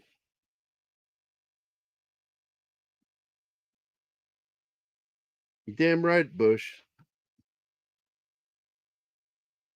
Okay, that's where he shoots the sun.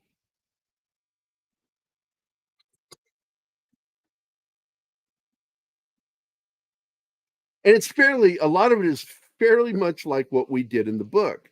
And we did the book a year before they did the film. And Dale at first was upset a little bit. I think Del Vecchio was, not Dale Dye. I think it was Del Vecchio that was pissed, saying that they took stuff from the book. Because we knew they tried to get rights to our book. And IDW, they do business with what is that company? It does The Walking Dead. They're one of the producers of the show, executive producers. They were the agency that handled our book, and they screwed us because they wanted a seat on the movie. They wanted to be an executive producer, top of the line, above the line. And when they didn't get what they wanted, they screwed us and said no. And it pissed me off because our book would have been credited for the film. These were part of the film. And I don't know if it was this studio or the other studio, because there was another film that came out that was terrible.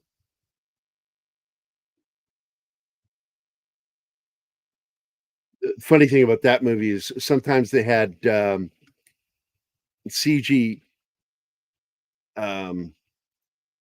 stealth helicopter, and sometimes it's just your regular, Black Hawk.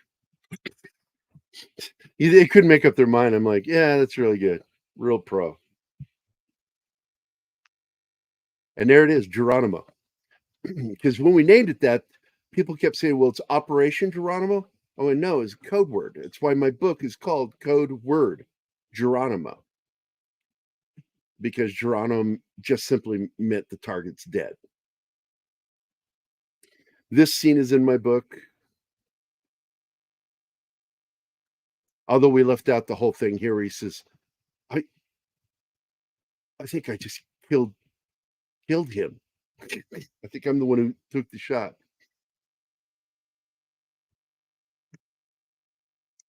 And the one dude who's taking credit for being the one who took that shot, a lot of other Navy SEALs have come forward saying that he's full of shit. I don't know. There's a lot of infighting with the SEALs, I've noticed. Probably more than I've seen with any other special forces group. It's there's a different breed of SEALs today. And they kind of show that with the TV show. Yeah, I remember we showed that one too, them getting killed.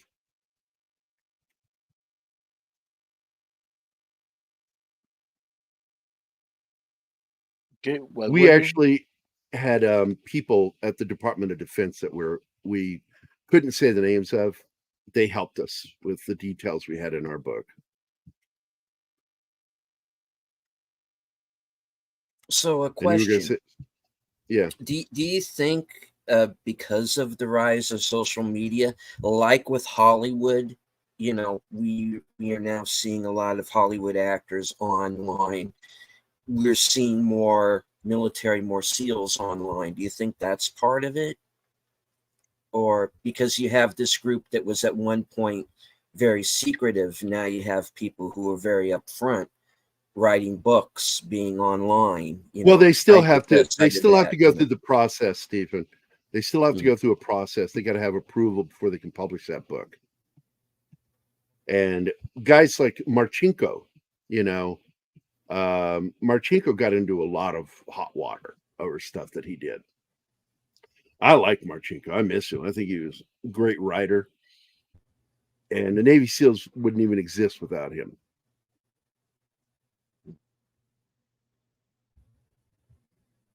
Who is that?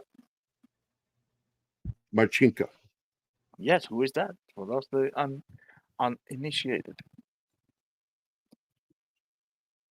Richard Marchenko? Yeah, I've heard of him, but I don't remember if I've read any of his books or not. I need to. I'll just open this up so you can see and read for yourself. I'll be put into the private chat. There you go. That's who Richard Marchenko is.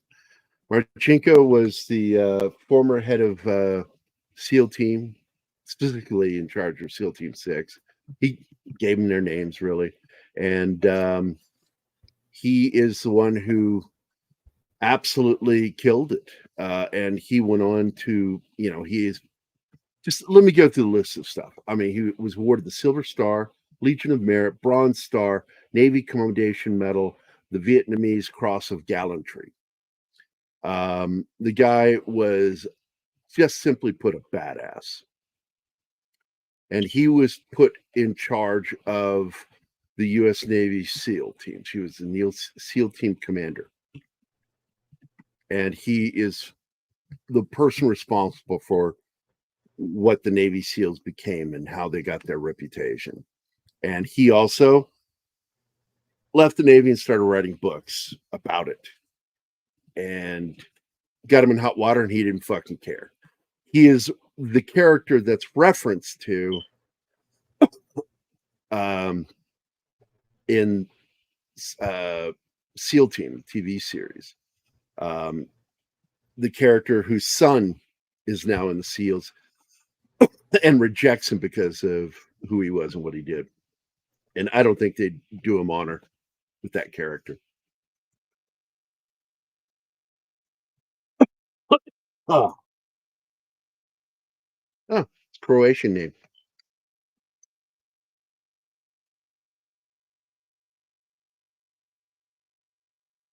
Yeah, he was born in Lansford, Pennsylvania, and is of Croatian Slavic descent. His father was a Croat from Herzegovina and southwest part of Bosnia, and his mother was from Slovakia.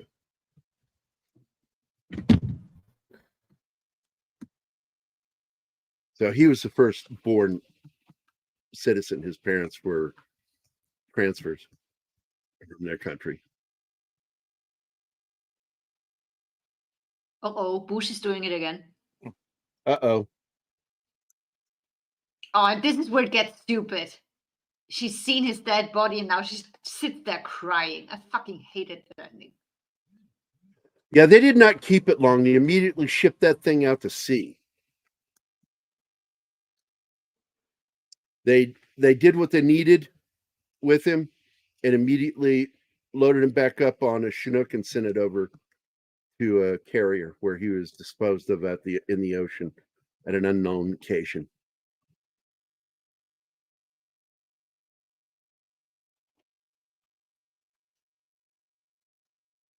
And that's it for that movie. I think that was the right thing to do. Feed him to the fish. That's all he deserves. Well, they didn't want to have turn him into a martyr and have anything used for a memorial. So it's like, nope, this guy's gonna go. Bye-bye. Dumped at sea.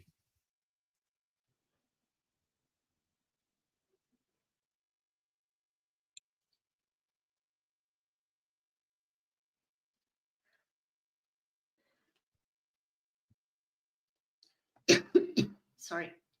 So yeah, Marchenko served in the Vietnam conflict, and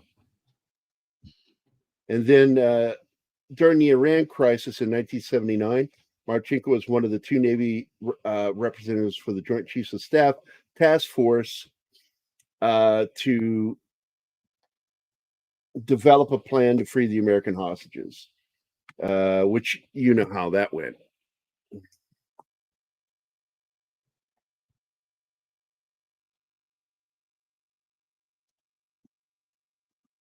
Let me pull this up again. Oprosti Alpha, pokušavala sam. Marchenko. Names are going, names are going to be butchered on this show.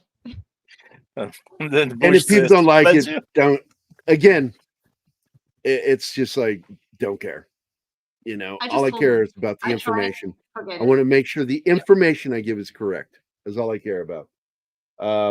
So SEAL, you know, the Navy set up the plan for the rescue of the hostages, and then Delta Force was brought in, and the problem was that they used naval vehicles that aren't designed for desert, and everybody knows how that turned out. Fucking mess. It's a debacle. Sorry, Mama Kitty's doing something over here. I was just checking it out. One thing I remember about Marchenko, he was proud he didn't have a Purple Heart. He called it the Viet Cong Marksmanship Badge. What the? Nothing even insult to Purple Heart recipients. Yeah, because there's like Don's a Purple Heart recipient. He was wounded in action in Vietnam. Got hit in the ass. Yeah. Down in the chest. Don't forget that. Yeah, well. Yeah. The ass was the bigger problem, I think. I don't know. The chest has more vital organs. Yeah, in the ass. Yeah, but you remember in Band of Brothers though that seemed to be a running thing. You know, it's like they were all getting. You shot me in my ass, Martin. You know. Well, that's the problem. You get down on the ground to take cover. Your ass is going to stick out as soon as you move. Yeah.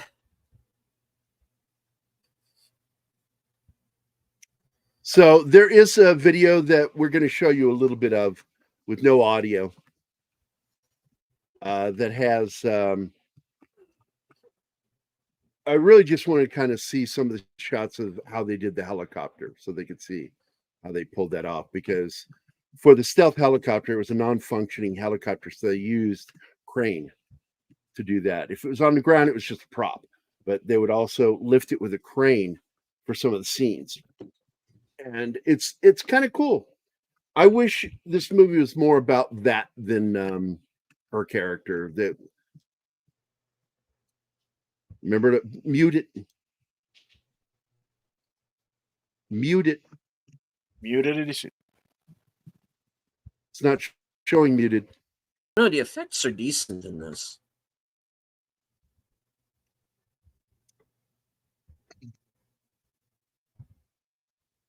I like the movie in the third act. That's the only part that I like. The rest of it can go fuck itself. I did have one question, because I've noticed movies doing this, because they did this with Black Hawk Down, and they also did it with Patriots Day. Now, of like Patriots taking, Day. Like for example, what's Patriots Day? Mark Wahlberg about the Boston about the run. Yes. All right, Mark like Wahlberg's. Yeah, so do I. Mark Wahlberg's character does not exist. Right. He's an amalgamation of several different people. No one guy was involved in every part of the investigation like that. But I understand. Yeah, and you can do that, and it's okay to do that. It's okay to, yeah. It's done better with him. Yeah, I agree with you on that. But my question is, do you think that's what they were trying to do here? No, it's clearly their attempt at that. But what they chose to do was to focus the story on them, rather than them witnessing all these different things. You know, create a fictional character that's loosely based on a real person, because, you know, Bukowski's a real person. She really did do the thing and work directly with the Navy SEALs. That's true. But she was not the one there for or doing the investigation. It was 157 fucking weeks of investigation. And it led to the death of one CIA agent, operative, I should say, not agent. And officer is another thing to call him. And her character really was directly involved with this stuff. But the thing is, she wasn't there for all of it. And they could have easily have shown other people and made of it more of an ensemble piece and been more honest and truthful than what was done. Also, the torture thing was unnecessary and unbelievable, because that is not how it's done. For too long. Yeah, it didn't happen that way, you know, and that it pissed off. And you won't believe this, but Screen Rant, of all fucking places, wrote one of the best critical. I don't want to say review. It's really more of a because it was done only a couple of years ago. Recap of the film. Thank you. Good word. And really, the two writers in that were good fucking writers and did their due diligence and pointed out every major fucking problem. Did it stop the film from being a hit? No, it was a huge hit. Americans love their country, man. A majority of Americans love our fucking country. It's a fucking loud fucking few who hate it. And this movie did well for that reason, because of that patriotism. They call it nationalism. It's not nationalism, it's patriotism. There's a fucking difference. Yeah. Please know the difference. Love of country isn't nationalism. Nationalism comes when you support a specific group, not your fucking country.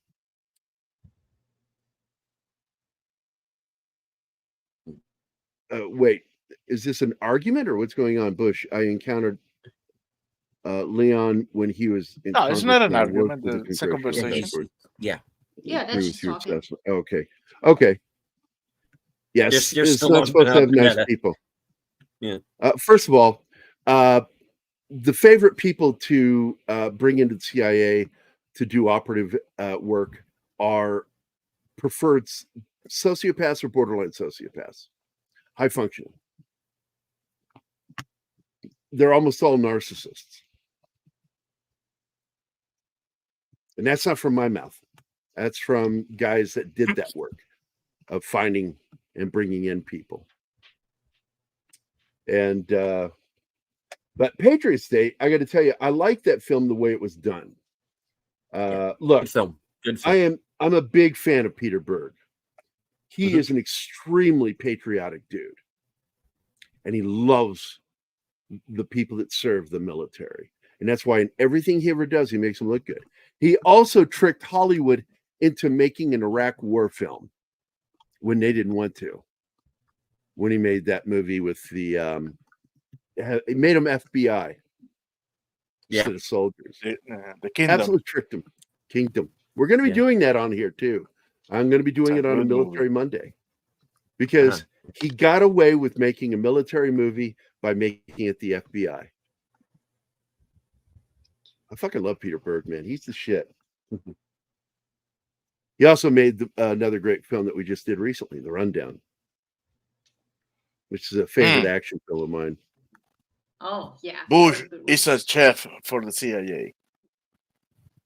Yeah, I'm talking about the guys who are going to be going out there doing stuff. Their preferred people for those roles are usually narcissists, because they're the easiest ones to work. And I just watched a video on one of the senior guys. He's now retired. Who he looked for. And that was one of the first things he points out. I should find, because it was a really good interview. The guy's kind of a dick, you know, but it goes with the territory. He's funny as hell. He's got great stories. So you can say, not necessarily me. I'm quoting a guy. So you're actually arguing with him, the guy that was in the CIA that did that shit. So we will be doing Gardens of Stone at some point too. This is a film I've I wanted to love do for a that while. one. James Earl Jones Yeah. is in it, but it's James Earl Jones, James Caan, Angelica Houston, and Mary Sue Masterson. That's all I remember. Bush has a And request. I like the film because the movie's about the funeral detail that works at Arlington, and I really love that. Gardens of Stone, man.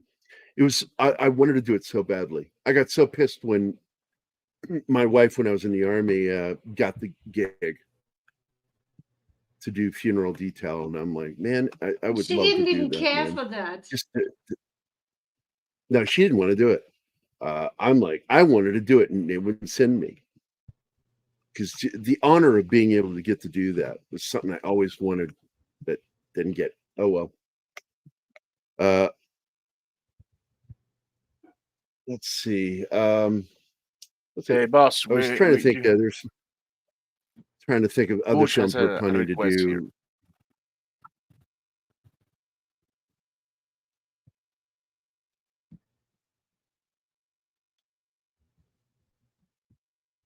Well, we did do it before the show, but that's okay.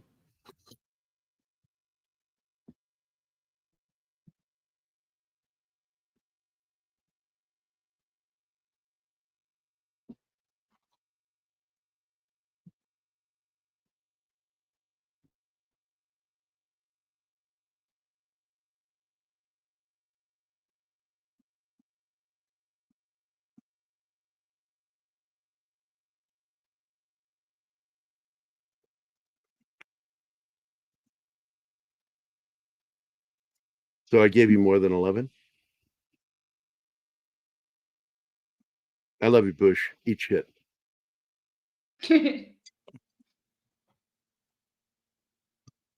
But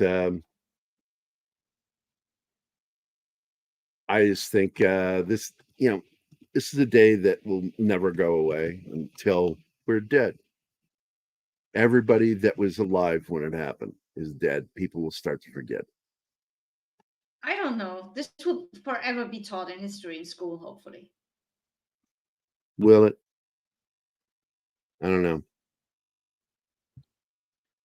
But yeah, the moment there are no people alive who lived through it. Oh, look at Bush loving on you. He's my buddy. He knows it. Jeez.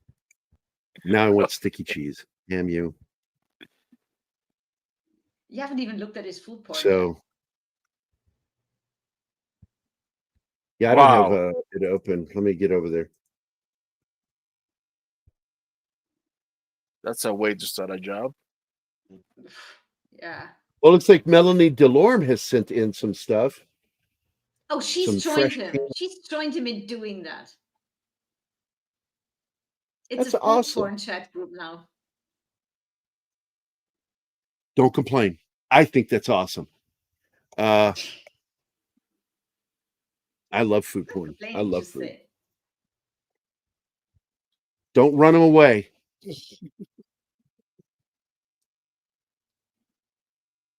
Just a reminder, the last Thursday of the month, the 26th, Nadia and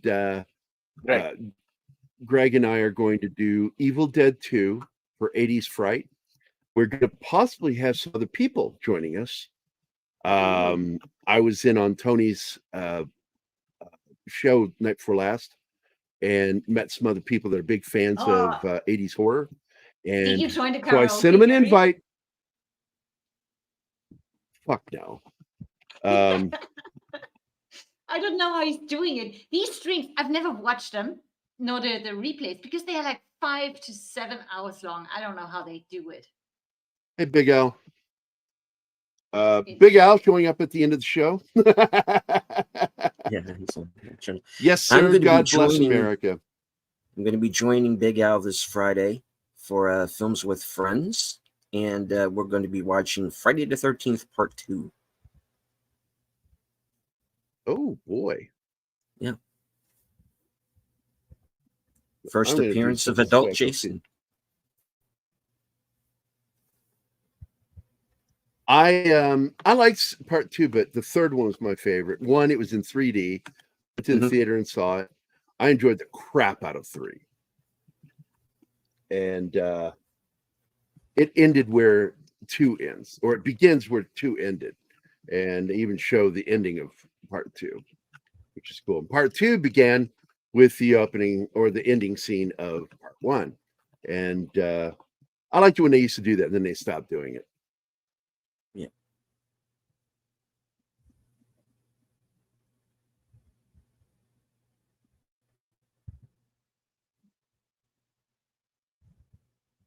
I am wondering. Let's see.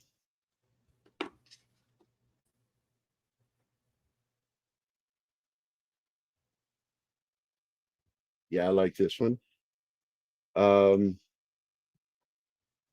Let's see how this sounds.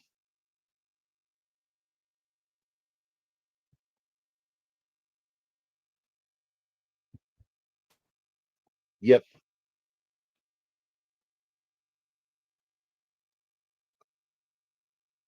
Downloading this, and actually, you know what? I don't know, Martin. Can I share that with you? What? No, it won't let me share it with you. That's because you're so selfish. In the audio library for YouTube, they have music that you can play on your channel, not get gigged. And they have this song that I want to do. I don't know. How am I going to get this to you?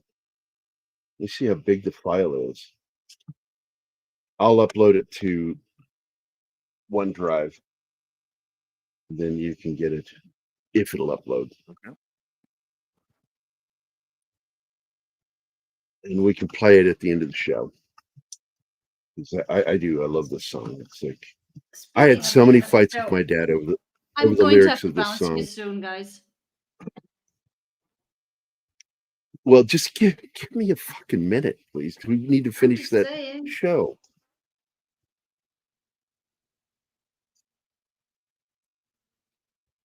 I got the long I'm day trying to wrap coming, the show so up, but I want to wrap up with this.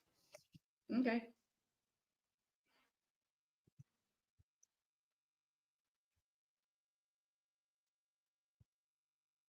Okay, what should I look for? I will give you the link so you don't have to look for it.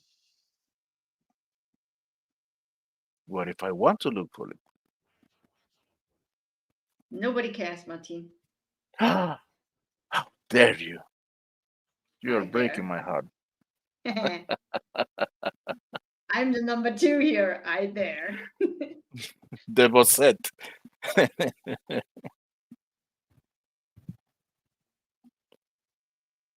The Bossette, yeah. I've been called Dudette before. Actually, by Matt Vader. Dudette. Because I called him Dude. So he started I calling me actually call Dudette. He girls was also dude. the one. He was also the one who said it best when he said, "You're not short anymore. You're fun sized."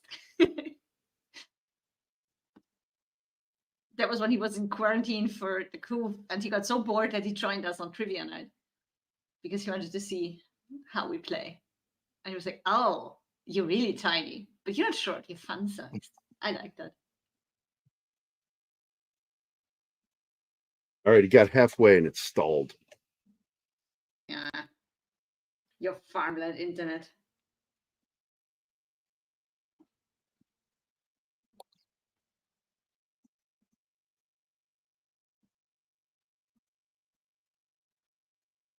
I put an image together as the lead page for my. Wait, fuck. I'm tired of this shit. Closing. I'm not even gonna upload it. Yeah, I'm leaving. I'll just be off camera and I will do this.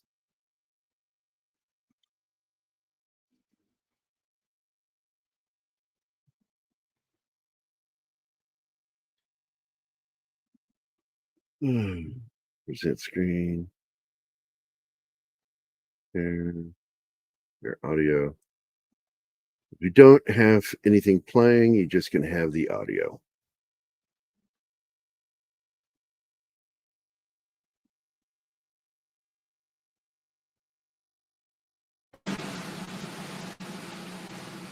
Can you hear it? Yes. Yes.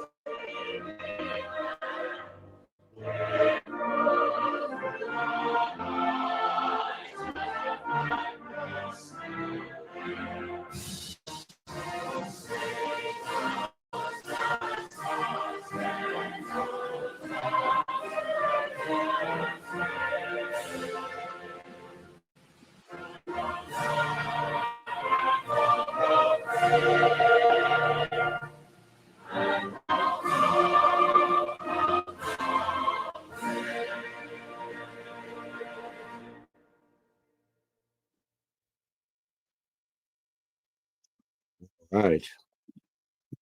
So that's proper ending. So thanks for being here. We got up to over 50 today, so it was really nice. Down to 49 right now. Into the show. And just remember, this is an important day. As Bush and 11 Alpha continued their conversation. My answer to that, Bush, is always thank you for letting me serve. And I also tell people, it's really tough to be thanked for something I enjoyed doing. I had a lot of fun. So, anyway, everybody have a great middle of the week. It's hump day. It's not officially a good hump day until you do your humping. So get out there and hump away. Something is forcing you to say stuff like that, right? I have to be me. I know. I gotta be. And I still love you. Yep, there you go. 5, 10 hours. Yep. A lot of you short motherfuckers. Man, I envy you though. You don't hit your head getting into cars like I do. Nope, I got we don't. a scar right here from smacking my head one too many times. So, and by the way, I wanted to show this covers. This is the new cover for the audiobook of Peleliu File. This is one of my paintings.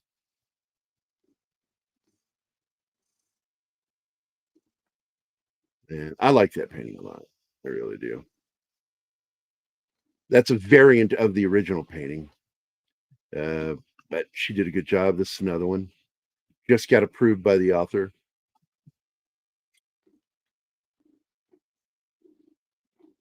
I'm not 6'2", I'm 6'3". That is Squeeze so that extra cool. inch in. I love that cover. I'm so happy that they approved it. It's going to be interesting. And again, I want to throw this out there.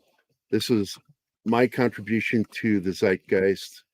I did the first book on the taking down of bin Laden, published in September of 2011. And we're the first graphic novel to win the coveted Military Writers Association of America. And another thing is as an artist for book covers, I am the artist with the single most awards for Military Writers Association. Because I do nothing but military book covers. Oh my, one more inch, and I'm sure the ladies are impressed. That's all I got to say. Martin, I called him 6'2" on purpose. Eat shit, Bush. Oh, I already told you that. Oh, well, fuck it. I'll tell you again. Eat shit, Bush. I'll stop telling you to eat shit when you send me some of that delicious food, motherfucker. Welcome, JPRPH1. Hey, yeah. Welcome to the show. You're going to have to back it up if you want to see what happened. Back it up because there's great conversation. I had some great conversations during the show with my friend Mephisto. He's always fun to have on. And of course, you know, Joe was here. So if you rewind, you get to see all those guys. And of course, my buddy Deleted Scenes is here hiding behind the American flag. And not talking. That's kind of mean. I'm sorry. That sounds mean. No, I love how he always hiding behind the American. I love that. His hiding avatar always behind matches the American flag is what I was saying. It's a joke. But there he is. There he is. My single favorite lesbian grandmother.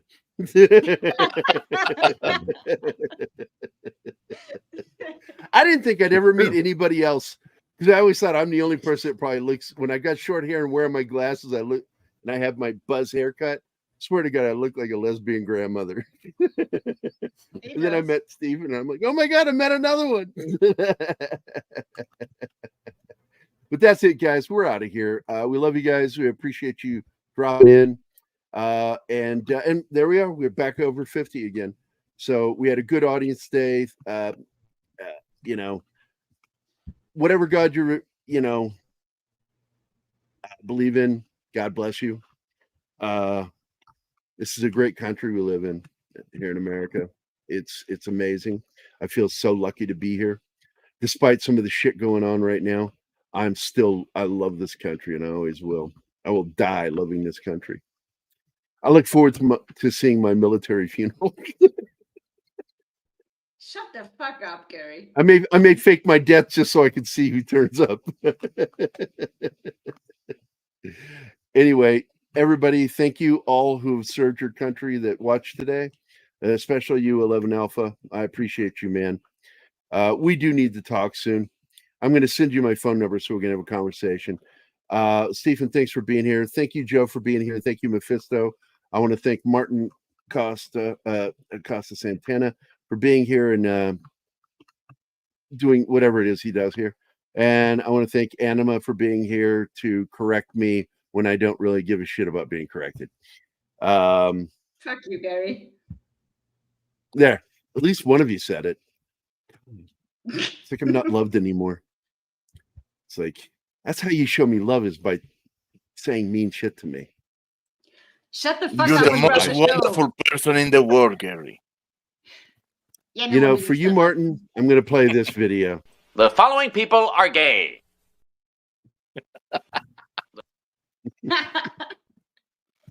Oh, and I've got another one for you too. Where's it at? Where is it? Oh, it's not on this one. Is it in the main?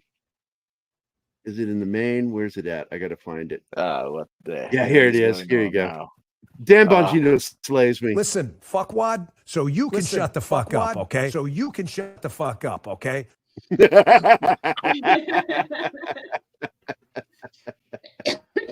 That's it, guys. We're going to get the hell out of here. Thanks for being here, man. Every day we get to spend with you is awesome. So everybody have a wonderful day and see you later. Hello.